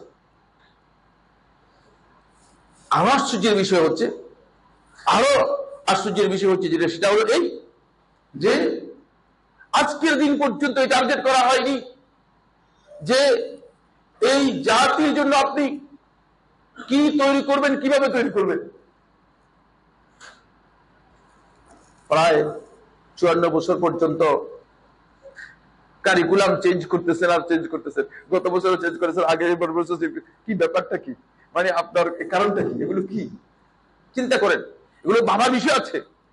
আপনারা আজকের প্রোগ্রাম নিশ্চয়ই বুঝতে পেরেছেন যে জাতি গঠনের জন্য যে জিনিসটা মূল উপাদান, সেখানেই বড় ধরনের গ্যাপ রয়ে গিয়েছে। এদের কি শিক্ষা দিচ্ছেন? এই কারণে সিলেবাস করেছেন কি, এই সিলেবাস কিছুই আমাদের জানা নেই। তার কারণ হচ্ছে যারা এগুলো করছেন তারা আসলেই নিজের থেকে করেন না, তারা এজেন্ডা নিয়ে করেন। যদি এজেন্ডা নিয়ে করেন তাহলে ওই আপনি এজেন্ডাই বাস্তবায়ন করবেন, আপনি আসলে প্রকৃত জিনিস বাস্তবায়ন করতে পারবেন না। ফলে জাতির জন্য দরদি হন, জাতির জন্য দরদি হলে জাতির এই অবস্থা কোনোদিন হতো না। 3 নম্বর পয়েন্ট হচ্ছে যে সেটা হলো এই নির্দিষ্ট সংস্কার ও দাওয়াতের কর্মসূচি থাকতে হবে।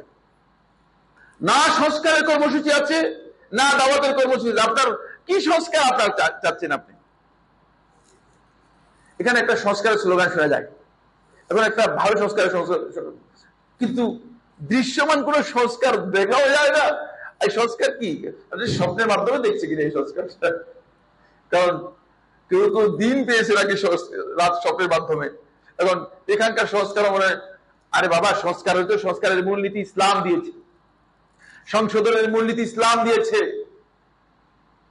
সেই সংশোধনের পদ্ধতি ধরে তারপরে সংস্কার হবে। সেই দাওয়াতি কর্মসূচি আপনার থাকতে হবে। আপনি সেই কর্মসূচি যদি ঘোষণা করেন তাহলে আপনি ওই জায়গা থেকে মানুষগুলোকে শিরক, কুফর, অন্যায়, জুলম, দুর্নীতি, সকল প্রকার অন্ধকার থেকে একমাত্র আলোর দিকে নিয়ে আসতে পারবেন। আসেন বিদায় নেহার 9ম খণ্ডে 619 পৃষ্ঠায় যখন কাদেসিয়ার যুদ্ধে পারস্য সম্রাটের সেনাপ্রধান রুস্তুমের কাছে রবি ইবনে আমের রাদিয়াল্লাহু তাআলা গেলেন, তখন রবি ইবনে আমের রাদিয়াল্লাহু তাআলাকে তারা বলল, ওই পারস্য সম্রাটের যারা সেনাবাহিনী ছিল তারা বলল, ক্বালু লাহু মা জাআ বিকুম, কি ব্যাপার তোমরা এসে আমাদের যুদ্ধ করতেছো কেন? মা জাআ বিকুম, কি হলো তোমাদের, আমাদের সাথে যুদ্ধ করতেছো কেন? দেখেন টার্গেট ঠিক আছে কিনা, টার্গেট ঠিক থাকলে কি বলে দেখেন। ফাকালা, তিনি বললেন, রবি ইবনে আমির রাদিয়াল্লাহু তাআলা বলতেছেন, নাহনু কওমুন, আমরা এমন একটি জাতি, ইবতাআসানাল্লাহু, আল্লাহ তাআলা আমাদেরকে প্রেরণ করেছেন, চয়ন করেছেন, লিনুখরিজান নাস মিন ইবাদাতিল ইবাদ, মানুষদেরকে মানুষের গোলামি থেকে বের করে ইলা ইবাদাতি রাব্বিল ইবাদ, মানুষের রবের ইবাদতের দিকে বের করার জন্য, নিয়ে আসার জন্য। ক্লিয়ার দাওয়াত। কেন? ওমিন দাইকিদ দুনিয়া ইলা সিআতিহা, দুনিয়ার এই সংকীর্ণতা থেকে এই আখিরাতের যে বিশালত্ব রয়েছে এই বিশালত্বের দিকে নিয়ে যাওয়ার জন্য। অমিন জৌরিল আদিয়ান, সকল মতবাদ ও মতাদর্শের যেই জুলম রয়েছে, জুলম থেকে ইলা আদলিল ইসলাম, ইসলামের ইনসাফ এবং জাস্টিসের দিকে নিয়ে আসার জন্য। আপনার মিশন যদি ঠিক থাকে তাহলে সেখানে আপনি পৌঁছতে কোন ধরনের দেরি হবে না। কি বলতেছে দেখেন, তারপর তিনি বলছেন, ফাআরসালানা বিদীনিহি ইলা খালকিহি, ফলে আল্লাহ রাব্বুল আলামিন তার এই দ্বীন নিয়ে আমাদেরকে আল্লাহর বান্দাদের কাছে প্রেরণ করেছেন, লিনাদুহুম ইলাইহি, যাতে করে তাদেরকে আমরা এই দিকে ডাকতে পারি। ফামান কাবিলা যালিকা কাবিলনা মিনহু, যে আমাদের কাছে এটা গ্রহণ করবে, আমরা তার বক্তব্য গ্রহণ করব, তাকেও গ্রহণ করব। আসো, তুমি আমার ভাই, আসো, তোমার সবকিছু আমরা গ্রহণ করবো। ওরা জাহান আমিনহু, তাহলে আমরা চলে যাব, তাদের এখান থেকে আমরা চলে যাব। ওমান আদা, যে আমাদের এই দাওয়াতকে স্বীকার করবে, কাতালনাহু, তার সাথে আমরা লড়াই করব, আবাদান, একেবারে স্থায়ী লড়াই করব, হাত্তা রুফদিয়া ইলা মাউইদিল্লাহ, আল্লাহর ওয়াদা পর্যন্ত পৌঁছা পর্যন্ত তাদের সাথে যুদ্ধ করব। ক্বালু মা মাউদুল্লাহ, তারা বলল, বলো দেখি মাউদুল্লাহ কি, আল্লাহর ওয়াদাটা কি? ক্বালা আল জান্নাহ, জান্নাতে পৌঁছা পর্যন্ত তাদের সাথে যুদ্ধ করব। অর্থাৎ ছাড় নাই, ছাড় নাই। দেখছেন, খুবই স্পষ্ট কথা। এই দাওয়াতের ব্যাপারে খুবই স্পষ্ট বক্তব্য থাকতো। আপনি কি চাচ্ছেন, কিসের উদ্দেশ্যে আপনি কাজ করতেছেন, কি সংস্কার করবেন, কি জিনিস, টার্গেটটা কি? দুর্ভাগ্যের বিষয় হচ্ছে আমাদের সেই বিষয়গুলো একেবারে অনিশ্চিত, সেগুলো সম্পর্কে আমাদের কাছে অস্পষ্ট। সবাই পলিটিক্স অথবা টিক্স, কোনটা করে জানি না, ঠিক না? এগুলো কি করতেছেন? এই কারণেই এই জাতি একটা হাসির খোরাকে পরিণত হয়েছে। জুলম এখান থেকে ততক্ষণ পর্যন্ত উঠবে না যতক্ষণ পর্যন্ত সুস্পষ্ট গন্তব্যের দিকে এই জাতিকে ডাকা হবে না। আসুন, এরপরের পয়েন্টটি হচ্ছে যে সেটা হলো এই নেতৃত্বের মৌলিক যোগ্যতা অর্জন করতে হবে। যদি আমরা চাই যে পরিবর্তন হোক, তাহলে নেতৃত্বের মৌলিক পরিবর্তন আসতে হবে। নেতার যোগ্যতা তো আমরা জানি না, নেতৃত্বের যোগ্যতাই আমাদের জানা নেই। আল্লাহ সুবহানাহু ওয়া তাআলা সূরা সিজদার 24 নম্বর আয়াতের মধ্যে বলেন, وَجَعَلْنَا مِنْهُمْ أَئِمَّةً يَهْدُونَ بِأَمْرِنَا لَمَّا صَبَرُوا وَكَانُوا بِآيَاتِنَا يُوقِنُونَ। নেতার প্রকৃত মৌলিক বৈশিষ্ট্য হচ্ছে দুটি। কোরআনের মধ্যে আল্লাহ তাআলা স্পষ্ট করে দিয়েছেন, সূরা আস-সিজদার 24 নম্বর আয়াতে দেখে নেবেন, وَجَعَلْنَا مِنْهُمْ أَئِمَّةً, তাদের মধ্য থেকে একজন লোককে আমি নেতা হিসেবে, ইমাম হিসেবে, তাদের জন্য ক্ষমতাধর হিসেবে, কর্তৃত্বশীল হিসেবে আমি চয়ন করেছি, নির্দিষ্ট করেছি, যারা আমাদের নির্দেশনা অনুযায়ী মানুষদেরকে হিদায়াতের রাস্তায় পরিচালিত করবে। লাম্মা সাবারু, এক নম্বর বৈশিষ্ট্য হচ্ছে তাদের মধ্যে সবর থাকবে, ধৈর্য থাকতে হবে। তাড়াহুড়ো করার জায়গা নেই। এখন তো মানে যত দ্রুত সম্ভব, ভাই আমাদের গদিটা দিন, আগে চেয়ারটা আগে চাই, তারপরে কি সব ঠিক হয়ে যাবে। আমি ভুল করতেছেন, আপনি বুঝেন নেই। চেয়ার নিয়ে এভাবে চেয়ারে গেলে মানে চেয়ার পুরাটা কি হবে, আপনার ভেঙে পড়ে যাবে। চেয়ার আগে তো যারা চেয়ারম্যান নয় তাদেরকে ঠিক করতে হবে, তাদেরকে ঠিক করতে হবে। সবাবু, সবল হচ্ছে নৈতিক গুরুত্বপূর্ণ বৈশিষ্ট্য, নেতৃত্বের জন্য অপরিহার্য বৈশিষ্ট্য। তারপরে দ্বিতীয় হচ্ছে আল ইয়াকিন। আপনি আপনার যে কাজ করতেছেন সে কাজে আপনার পরিপূর্ণ প্রত্যয় থাকতে হবে, প্রত্যয়ভিত্তিক জ্ঞান থাকতে হবে। ইয়াকিন হচ্ছে জ্ঞানের অংশ, নিশ্চয় আপনারা আসলে পড়েছেন। ইয়াকিন জ্ঞানের সাথে জড়িত বিষয়, মানে এমন পর্যায়ের জ্ঞান থাকতে হবে যে জ্ঞান আপনাকে কোনোভাবেই নড়চড় করার সুযোগ নেই। আজকে এক কথা, কালকে এক কথা, পরশু এক কথা, সিদ্ধান্ত পরিবর্তন করবেন এরকম নয়। ইয়াকিন যেখানে আসবে সেখানে একটাই কথা, একটাই বিধান, সেভাবে চলবে। ফলে এই আয়াতকে সামনে রেখে খুব ভালো করে খেয়াল করুন, ইমাম শেখুল ইসলাম ইবনে তাইমিয়া রাহমাতুল্লাহ, ইমাম আহমদ বিন হাম্বল রাহমাতুল্লাহ বর্ণনা করেন, তিনি বলেন যে এই আয়াতকে সামনে রেখে উলামায়ে কেরাম এই কথা বলেছেন, বিস-সাবরি ওয়াল ইয়াকিন তুনালুল ইমামাতু ফিদ-দীন। দ্বীনের নেতৃত্ব এবং কর্তৃত্ব পাওয়ার জন্য দুটি বৈশিষ্ট্য, একটি হচ্ছে সবর আর একটি হচ্ছে ইয়াকিন। সবর এবং ইয়াকিন থাকলে তাহলে অবশ্যই আপনি নেতৃত্ব পাবেন, নেতৃত্ব আপনি পাবেনই। মজুর ফতোয়ার 3 নম্বর খণ্ডের 353 নম্বর পৃষ্ঠায় বিস্তারিত আলোচনা হয়েছে। ফলে আমার বন্ধুগণ, আপনার যদি সত্যিকার ইয়াকিন থাকে এবং আপনি যদি রাস্তার উপর ঠিক অবিচল থাকতে পারেন, তাহলে আপনি হেদায়েত না পেলেও আপনি হেদায়েতের মর্যাদা পেয়ে যাবেন। যায়েদ ইবনে আমর নুফাইল জাহেলি যুগের ব্যক্তি ছিলেন, তিনি হচ্ছেন সাঈদ ইবনে যায়েদ রাদিয়াল্লাহু তাআলার আব্বা। সাঈদ ইবনে যায়েদ রাদিয়াল্লাহু তাআলা ছিলেন, আপনারা নিশ্চয়ই ছিলেন না? হ্যাঁ, যারা আসল মুবাশশারা যিনি রয়েছেন তাদের মধ্যে একজন। যায়েদ ইবনে আমর ইবনে নুফাইল ইসলাম গ্রহণ করে নাই, কিন্তু দ্বীন হানিফের উপর একক ব্যক্তি ছিলেন, মক্কার পরিচিত ব্যক্তি ছিলেন তখনকার সময়। আল্লাহ রাসূল সাল্লাল্লাহু আলাইহি ওয়াসাল্লামের নবুয়ত লাভ করার আগে তিনি সহিহ দ্বীন তালাশ করার জন্য সর্বোচ্চ চেষ্টা করে যাচ্ছিলেন, কিন্তু দ্বীন হানিফের উপর বিচল ছিলেন। রাসূলুল্লাহ সাল্লাল্লাহু আলাইহি ওয়াসাল্লাম বিআসতের আগে, রাসূলুল্লাহ সাল্লাল্লাহু আলাইহি ওয়াসাল্লাম নবুয়ত পাওয়ার আগেই মারা যান। তার ছেলে সাঈদ ইবনে যায়েদ রাদিয়াল্লাহু তাআলা বলেন, সাআলতু আনা ওয়া উমর ইবনে খাত্তাব, আমি এবং উমর ইবনে খাত্তাব একদিন আল্লাহ রাসূল সাল্লাল্লাহু আলাইহি ওয়াসাল্লামের কাছে আসলাম। এসে রাসূলুল্লাহ তুমি জিজ্ঞেস করলাম, হে আল্লাহ রাসূল সাল্লাল্লাহু আলাইহি ওয়াসাল্লাম, আমার আব্বা যায়েদ ইবনে আমর ইবনে নুফাইল, তিনি তো দ্বীন হানিফের উপর ছিলেন, ইসলাম তো গ্রহণ করতে পারেন নাই, মারা গিয়েছেন। তার ব্যাপারে আপনি কি কিছু বলবেন, কোন ইনফরমেশন আমাদেরকে দিবেন? ফাকালা, রাসূলুল্লাহ সাল্লাল্লাহু আলাইহি ওয়াসাল্লাম বললেন, ইয়াতি ইয়াউমাল কিয়ামাতি উম্মাতান ওয়াহিদা, কিয়ামতের দিন যায়েদ ইবনে আমর ইবনে নুফাইল একটি পরিপূর্ণ উম্মত হিসেবে আসবে। বুঝেন? এজন্য আপনার যদি সত্যিকার অবিচলতা থাকে, ইস্তেকামত থাকে, তাহলে আপনি একজন ব্যক্তিও কিয়ামতের দিন হয়তো একটা উম্মতের মতো হয়ে উঠবে। যেহেতু তিনি মক্কায় এই কথা ঘোষণা করে দিয়েছেন যে আমি একাই দ্বীনে হানিফের উপর আছি, তোমরা দ্বীনে হানিফের উপর নেই। আসলে এরপরে পয়েন্ট আলোচনা করে সময় শেষ করে দিব। জি শেষ।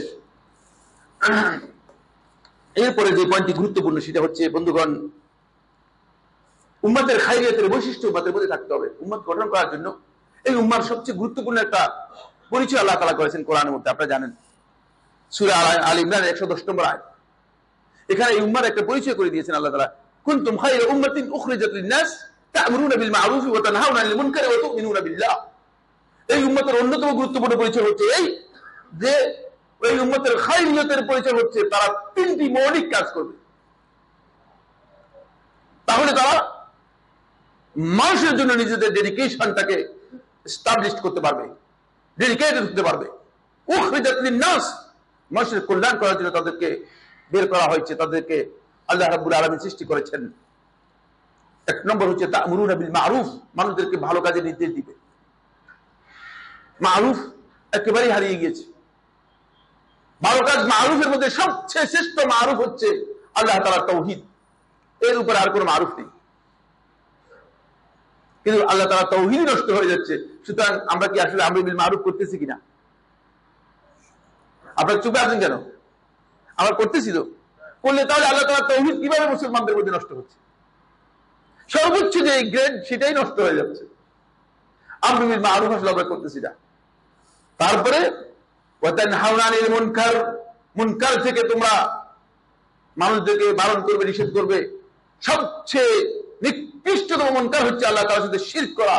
আজকে মুসলিম সমাজের মধ্যে শিরক এত ব্যাপক হয়ে গিয়েছে যে এমনকি আলেম ওলামা দ্বীনের নামে শিরক করতেছে। কিন্তু কই আমরা, আমাদের অবস্থানটা কোথায়? তারপরে ওয়া তু'মিনুনা বিল্লাহ, আল্লাহর প্রতি ঈমান আনবে। এই বৈশিষ্ট্য যদি আমাদের মধ্যে থাকে তাহলে আমরা উম্মার যে খায়রিয়াতের ব্যাপারে আল্লাহ সুবহানাহু ওয়া তাআলা বলেছেন যে উম্মত শ্রেষ্ঠ উম্মত হিসেবে আমরা নিজেদেরকে তৈরি করতে পারবো। কিন্তু কই শ্রেষ্ঠ উম্মতের এই বৈশিষ্ট্য আজকে তো উম্মতের কাছে নেই। আজকে উম্মতের কাছে নেই, উম্মতের দায়িত্ব পালন করতেছে না। এখন এই দায়িত্ব পালন না করে যদি আপনি মনে করেন যে আপনি উম্মাকে অনেক কিছু করে ফেলবেন, অনেক পরিবর্তন করে ফেলবেন, আদৌ কি অনেক পরিবর্তন করতে পারবেন? আমি মনে করে থাকি যে কোনো পরিবর্তন করতে পারবেন। এই জায়গায় আমাদেরকে আসতে হবে, আসার চেষ্টা করতে হবে। এরপরে যে পয়েন্ট সেটা হলো এই, আমার বন্ধুগণ, উম্মার জন্য এমন একটা শিক্ষা উম্মার জন্য নিশ্চিত করতে হবে যে শিক্ষায় উম্মা তার আকীদা, বিশ্বাস, তারপরে সভ্যতা, সংস্কৃতি, ঐতিহ্য লালন এবং ধারণ করতে পারে এমন একটি শিক্ষা উম্মার জন্য নিশ্চিত করতে হবে। যখনই শিক্ষা ব্যবস্থার কথা বলা হয় তখনই শিক্ষা ব্যবস্থার মধ্যে চিন্তা করা হয় থাকে যে কিভাবে এইসব বাদ দিয়ে একটা শিক্ষা কারিকুলাম তৈরি করা যায়। তাহলে এটা আদৌ কি এই উম্মার জন্য গঠন করার কোনো দিক আছে? এই টার্গেট কি আদৌ কি উম্মার সর্বোচ্চ সুউচ্চ লক্ষ্যে পৌঁছবে, উম্মাকে পৌঁছাবে? প্রশ্নই আসে না। আপনি যদি গোলামী শিক্ষা টার্গেট করেন তাহলে গোলামী তৈরি করবেন, গোলামী তৈরি করবেন। কোন উম্মাকে যদি তার মনোবলের দিক থেকে উচ্চ মনোবলের তৈরি করতে হয় তার অবশ্যই তার মূল ঐতিহ্যে তাকে যাতে করে নেওয়া যায় সেই টার্গেট তাকে দিতে হবে। তাহলে সেই জায়গায় অবশ্যই নিজেকে তৈরি করতে পারবে, পরিগঠন করতে পারবে। আজকে এই জায়গায় আমাদের সবচেয়ে বড় সমস্যা সেটা হলো এই বন্ধুগণ, কোনো পরিবর্তন আমরা দেখছি না। এখন মানুষের মধ্যে এখন সেই অ্যাওয়ারনেস তৈরি করতে হবে, যাতে করে মানুষগুলো বুঝতে পারে যে আমাদের অবস্থার পরিবর্তন হতে হলে আমি আমার ঐতিহ্য এবং আমার আকীদা বিশ্বাসের উপর শক্তিশালী কিনা, সেই লক্ষ্য আমার ঠিক আছে কিনা, এটা আমাকে নিশ্চিত হতে হবে। অন্যথা অন্য কোনো পন্থায় আপনি কোনো পরিবর্তন আনতে পারবেন না। আমার বন্ধুগণ, এরপরে যে পয়েন্টটি সেটা হলো এই, আপনাকে মৃত্যু পর্যন্ত এই মুসলিম উম্মাহকে মৃত্যু পর্যন্ত তারা হকের উপরে যে অবিচল থাকতে পারে, অনড় থাকতে পারে, তাদের এই অবস্থায় রাখাটা এটা হচ্ছে উচ্চ আকাঙ্ক্ষার এবং উচ্চ লক্ষ্যের একমাত্র দাবি। কারণ আপনি মৃত্যু পর্যন্ত যদি ঠিক না থাকেন, মৃত্যুর আগে যদি কোনো কারণে শয়তান আপনাকে পথভ্রষ্ট করে দিতে পারে, তাহলে আপনার সবটাই বরবাদ, সবটাই নষ্ট হয়ে যাবে। এই জন্য আল্লাহ তাআলা কোরআনের মধ্যে বলেছেন, ইয়া আইয়ুহাল্লাযীনা আমানু তাকুল্লাহা হাক্কা তুকাতিহি ওয়া লা তামুতুন্না ইল্লা ওয়া আনতুম মুসলিমুন। দেখেন, মৃত্যু পর্যন্ত ওয়া লা তামুতুন্না ইল্লা ওয়া আনতুম মুসলিমুন। সূরা বাকারা 132 নম্বর আয়াতের মধ্যে আল্লাহ তাআলা বলেন, ওয়াসা বিহা ইব্রাহিম, ইব্রাহিম এই ওসিয়ত করেছেন, বানিহি তার সন্তানদেরকে, ও ইয়াকুব, ইয়াকুব এই ওসিয়ত করেছেন তার সন্তানদেরকে, ইয়া বানিয়া, হে আমার সন্তানরা, ইন্নাল্লাহা আস্তাগফারা লাকুমুদ-দীন, আল্লাহ তাআলা তোমাদের জন্য এই দ্বীনকে মনোনীত করেছেন। ফালা তামুতুন্না ইল্লা ওয়া আনতুম মুসলিমুন, সুতরাং তোমরা মুসলিম না হয়ে মারা যাবে না। মৃত্যু পর্যন্ত যদি আপনি আপনার মূল ধর্মের উপর, আপনার মূল ঐতিহ্যের উপর, মূল চেতনা আকীদা বিশ্বাসের উপর যদি অবিচল থাকতে পারেন, তাহলে আপনি দেখবেন যে আপনি সাকসেস, আপনার টার্গেটে আপনি সাকসেস হয়ে গেছেন। সমস্যা হচ্ছে এই জায়গায়, এখানে কতগুলো প্রশ্ন রয়েছে। সেই প্রশ্নগুলো হচ্ছে, এক যে প্রশ্ন সেটা হলো এই যে আমরা তাড়াহুড়ো করে বেশি গঠনের চেয়ে অর্জনটাকে অগ্রাধিকার দিচ্ছে, তাড়াহুড়ো করে বেশি। ওমর খাত্তাব রাদিয়াল্লাহু আনহু আসলে রাসূলুল্লাহ সাল্লাল্লাহু আলাইহি ওয়াসাল্লাম কাবার আঙ্গিনায় বসে আছেন। বললেন যে আল্লাহ রাসূল সাল্লাল্লাহু আলাইহি ওয়াসাল্লাম, আলাস্তা আলা হক, আমরা কি হকের উপর নাই? তাহলে আমাদের অবস্থা এমন কেন? আমাদেরকে মারছে আর মারছে, আমরা তো বিপদগ্রস্ত। আপনি আমাদের জন্য আমাদের বিরুদ্ধে বদদোয়া করেন। তখন রাসূলুল্লাহ সাল্লাল্লাহু আলাইহি ওয়াসাল্লাম বললেন, ইন্নাকুম কওমুন তাস্তাজিলুন, আর তোমরা এমন একটা জাতি, তোমরা তাড়াহুড়ো করতেছো। ওমর, এমন একদিন আসবে যেদিন এই মক্কা থেকে সরআ পর্যন্ত একজন নারী একা হেঁটে যাবে, একজন ব্যক্তি তাকে উত্তপ্ত টিচ করার মতো থাকবে না। সময় আসবে, কিন্তু তোমাদেরকে অপেক্ষা করতে হবে। আমার বন্ধুগণ, আমরা গঠনের চেয়ে অর্জন থাকে বেশি অগ্রাধিকার দেওয়ার কারণে আমাদের মধ্যে সেই জায়গায় আমরা যেতে পারছি না। এই জন্য উম্মাহকে যদি গঠন করতে হয়, তাহলে গঠন করার জন্য রাসূলুল্লাহ সাল্লাল্লাহু আলাইহি ওয়াসাল্লামের সিরাত থেকে, রাসূলুল্লাহ সাল্লাল্লাহু আলাইহি ওয়াসাল্লামের সুন্নাহ থেকে পথগুলো আমাদেরকে জানতে হবে। এখানে যাদের পথ জানা আছে তাদেরকে তার কাছ থেকে পথ দিতে হবে। দুর্ভাগ্যের বিষয়, রাস্তায় এক ব্যক্তি দাঁড়িয়ে আছে।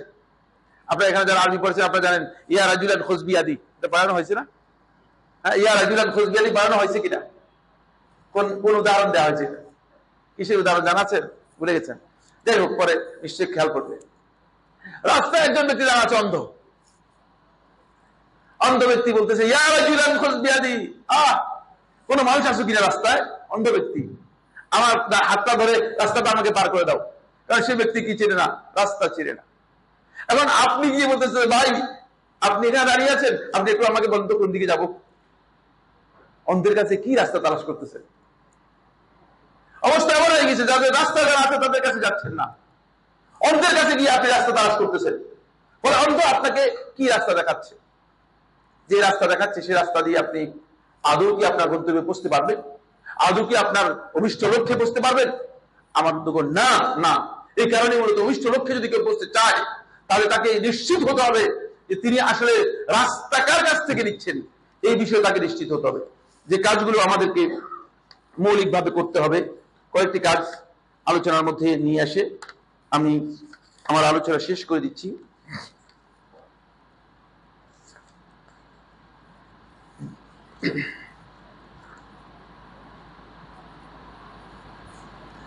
এর জন্য আসলে মৌলিক কাজ অনেক। তার মধ্যে প্রথম বিষয় হচ্ছে অবশ্যই সর্বোচ্চ চেষ্টা থাকতে হবে, সর্বোচ্চ চেষ্টা, ইচ্ছা, আগ্রহ থাকতে হবে। আমার বন্ধুগণ, ইচ্ছা এবং প্রচেষ্টার কোনো বিকল্প নেই।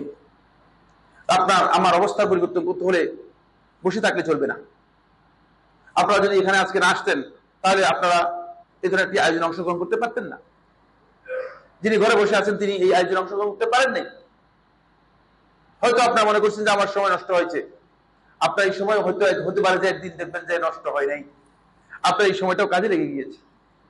হয়তো এইটা আপনি হয়তো সেদিন বুঝতে পারবেন। তাই আপনাকে এই বিষয়টি বুঝতে হবে। 2 নম্বর বিষয় হলো, আমার বন্ধুগণ, আল্লাহ তাআলার কাছে দোয়া করতে হবে অধিক পরিমাণে। আমাদের অবস্থার পরিবর্তনের জন্য, আমাদের পরিস্থিতি পরিবর্তনের জন্য, উম্মার অবস্থার পরিবর্তনের জন্য আল্লাহর কাছে চাইতে হবে, দোয়া করতে হবে। আমরা এমন একটা জাতি যারা দোয়ার ব্যাপারে খুবই ব্যর্থ। বরং যখনই আমি কাউকে বলি যে, মানে কোনো না কোনো ক্ষেত্রে যখন আমি বলি যে দোয়ার উপর আমার বক্তব্য খুতবা হয়েছে আলাদা, বললেন না, দীর্ঘ খুতবা রয়েছে, অনেকগুলো খুতবা একসাথে ধারাবাহিক রয়েছে। যখনই আমরা দোয়া সম্পর্কে বলি তখন একদম ভাই হুজুর কি বলতেছেন আপনি, সাইফুল্লাহ ভাই, দোয়া হবে না, দাওয়া লাগবে। ঠিক আছে তো, এই ব্যক্তি ভিতরে কিচ্ছু নাই, আপনি আল্লাহর উপর সামান্য ধারণা নেই, আল্লাহ সম্পর্কে সামান্য ধারণা নেই। এই জন্য প্রথম ওই হাদিসটি বলেছি, আনা ইনদা যান্নি আবদি বি, আমি আমার বান্দা আমার সম্পর্কে যেভাবে ধারণা করি ঠিক সেভাবেই বান্দার সাথে ট্রিট করি। আপনার আল্লাহ সম্পর্কে সেই ধারণাই নেই আসলে।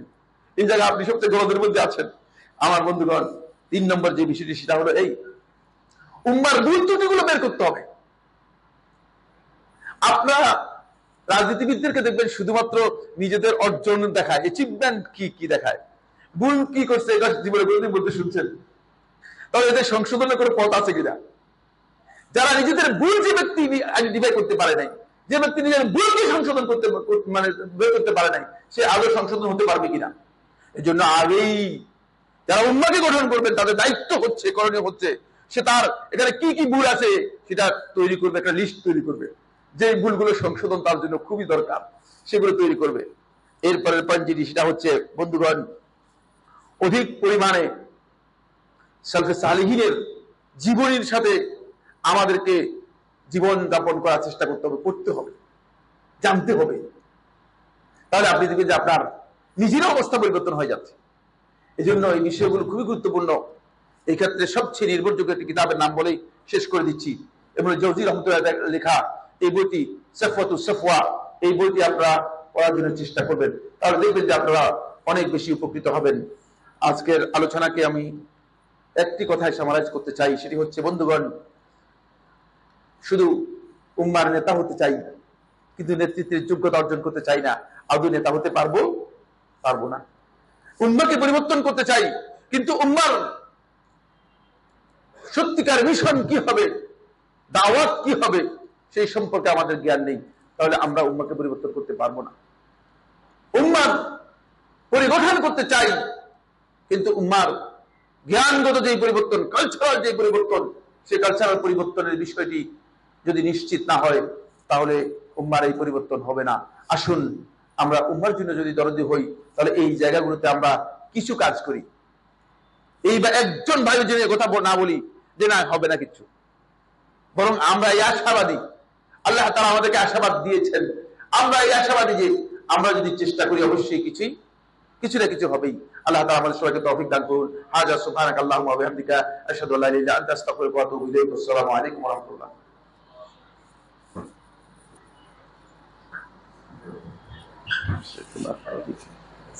জাযাকুমুল্লাহু খাইরান ওয়া বারাকাল্লাহু ফীকুম। আমার তো যেতে হবে, নয়টা বাজে ক্লাস হয়ে গেছে একটা। না খাওয়ার মনে সুযোগ হবে না।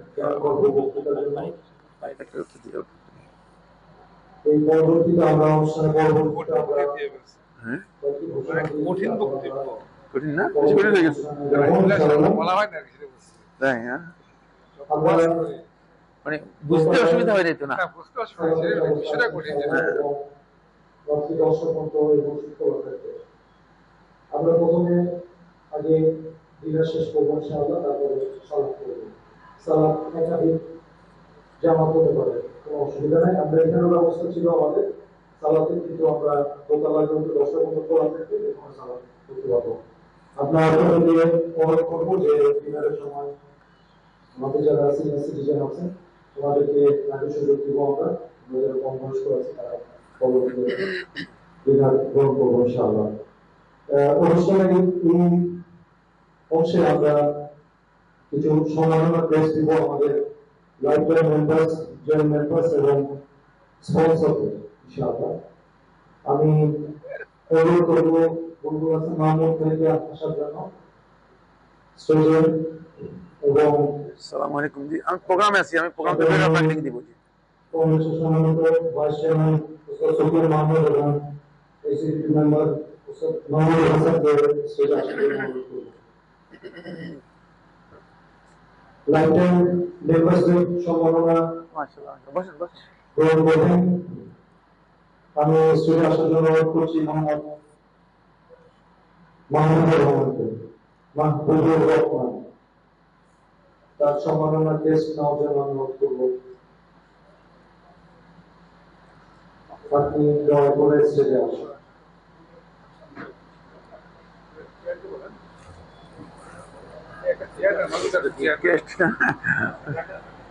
আমার তো ইচ্ছা ছিল ভালো আছে, ক্লাসে ঢুকে গেছি।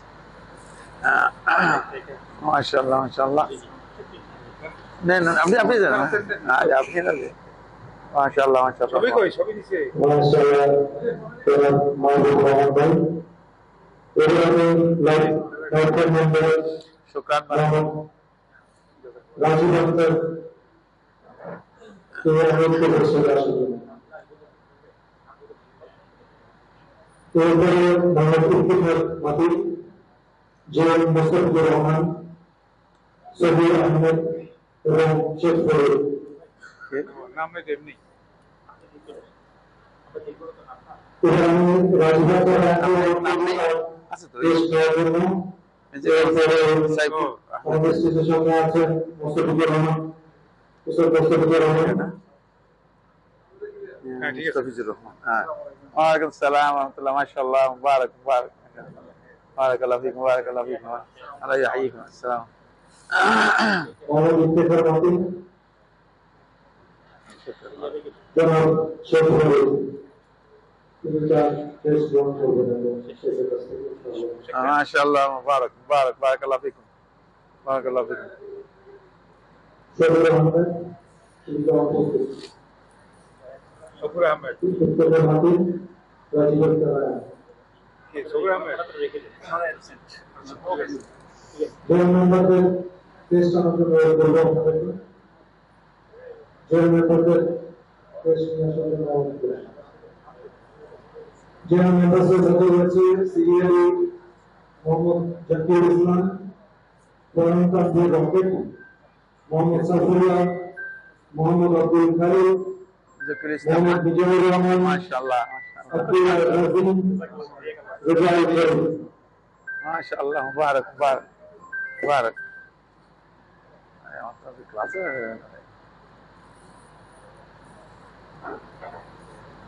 আমি মোহাম্মদ জাকির ইসলাম ভাইকে স্টেজে আসার জন্য অনুরোধ করছি। নিচে নিচে তানভীর জনাব প্রণব তানভীর রকেট, মোহাম্মদ সাইফুল্লাহ, জনাব মোহাম্মদ সাইফুল্লাহ, কি নাম? সাইফুল্লাহ তো আসেনি।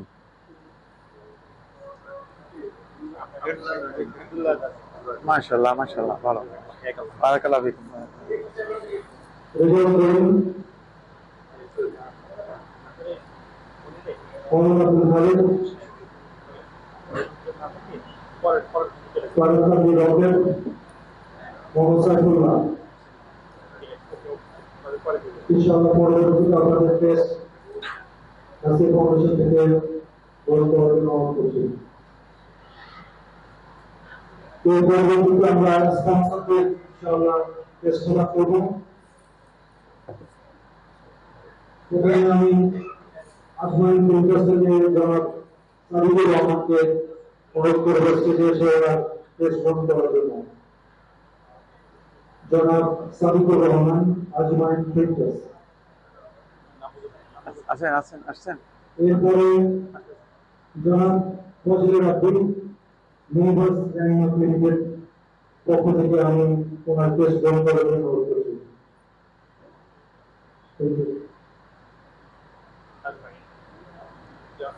মাশাআল্লাহ জনাব সরকারি মহোদয় উনি মাশাআল্লাহ মাশাআল্লাহ মাশাআল্লাহ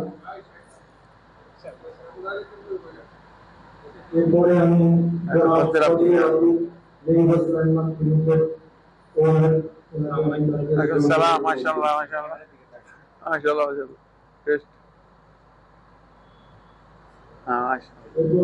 শুকরান বারাকাল্লাহ ফিক জনাব কামরুল ইসলাম রজনীগন্ধা জুয়েলার্স লিমিটেড ওনাকে আসন দেব।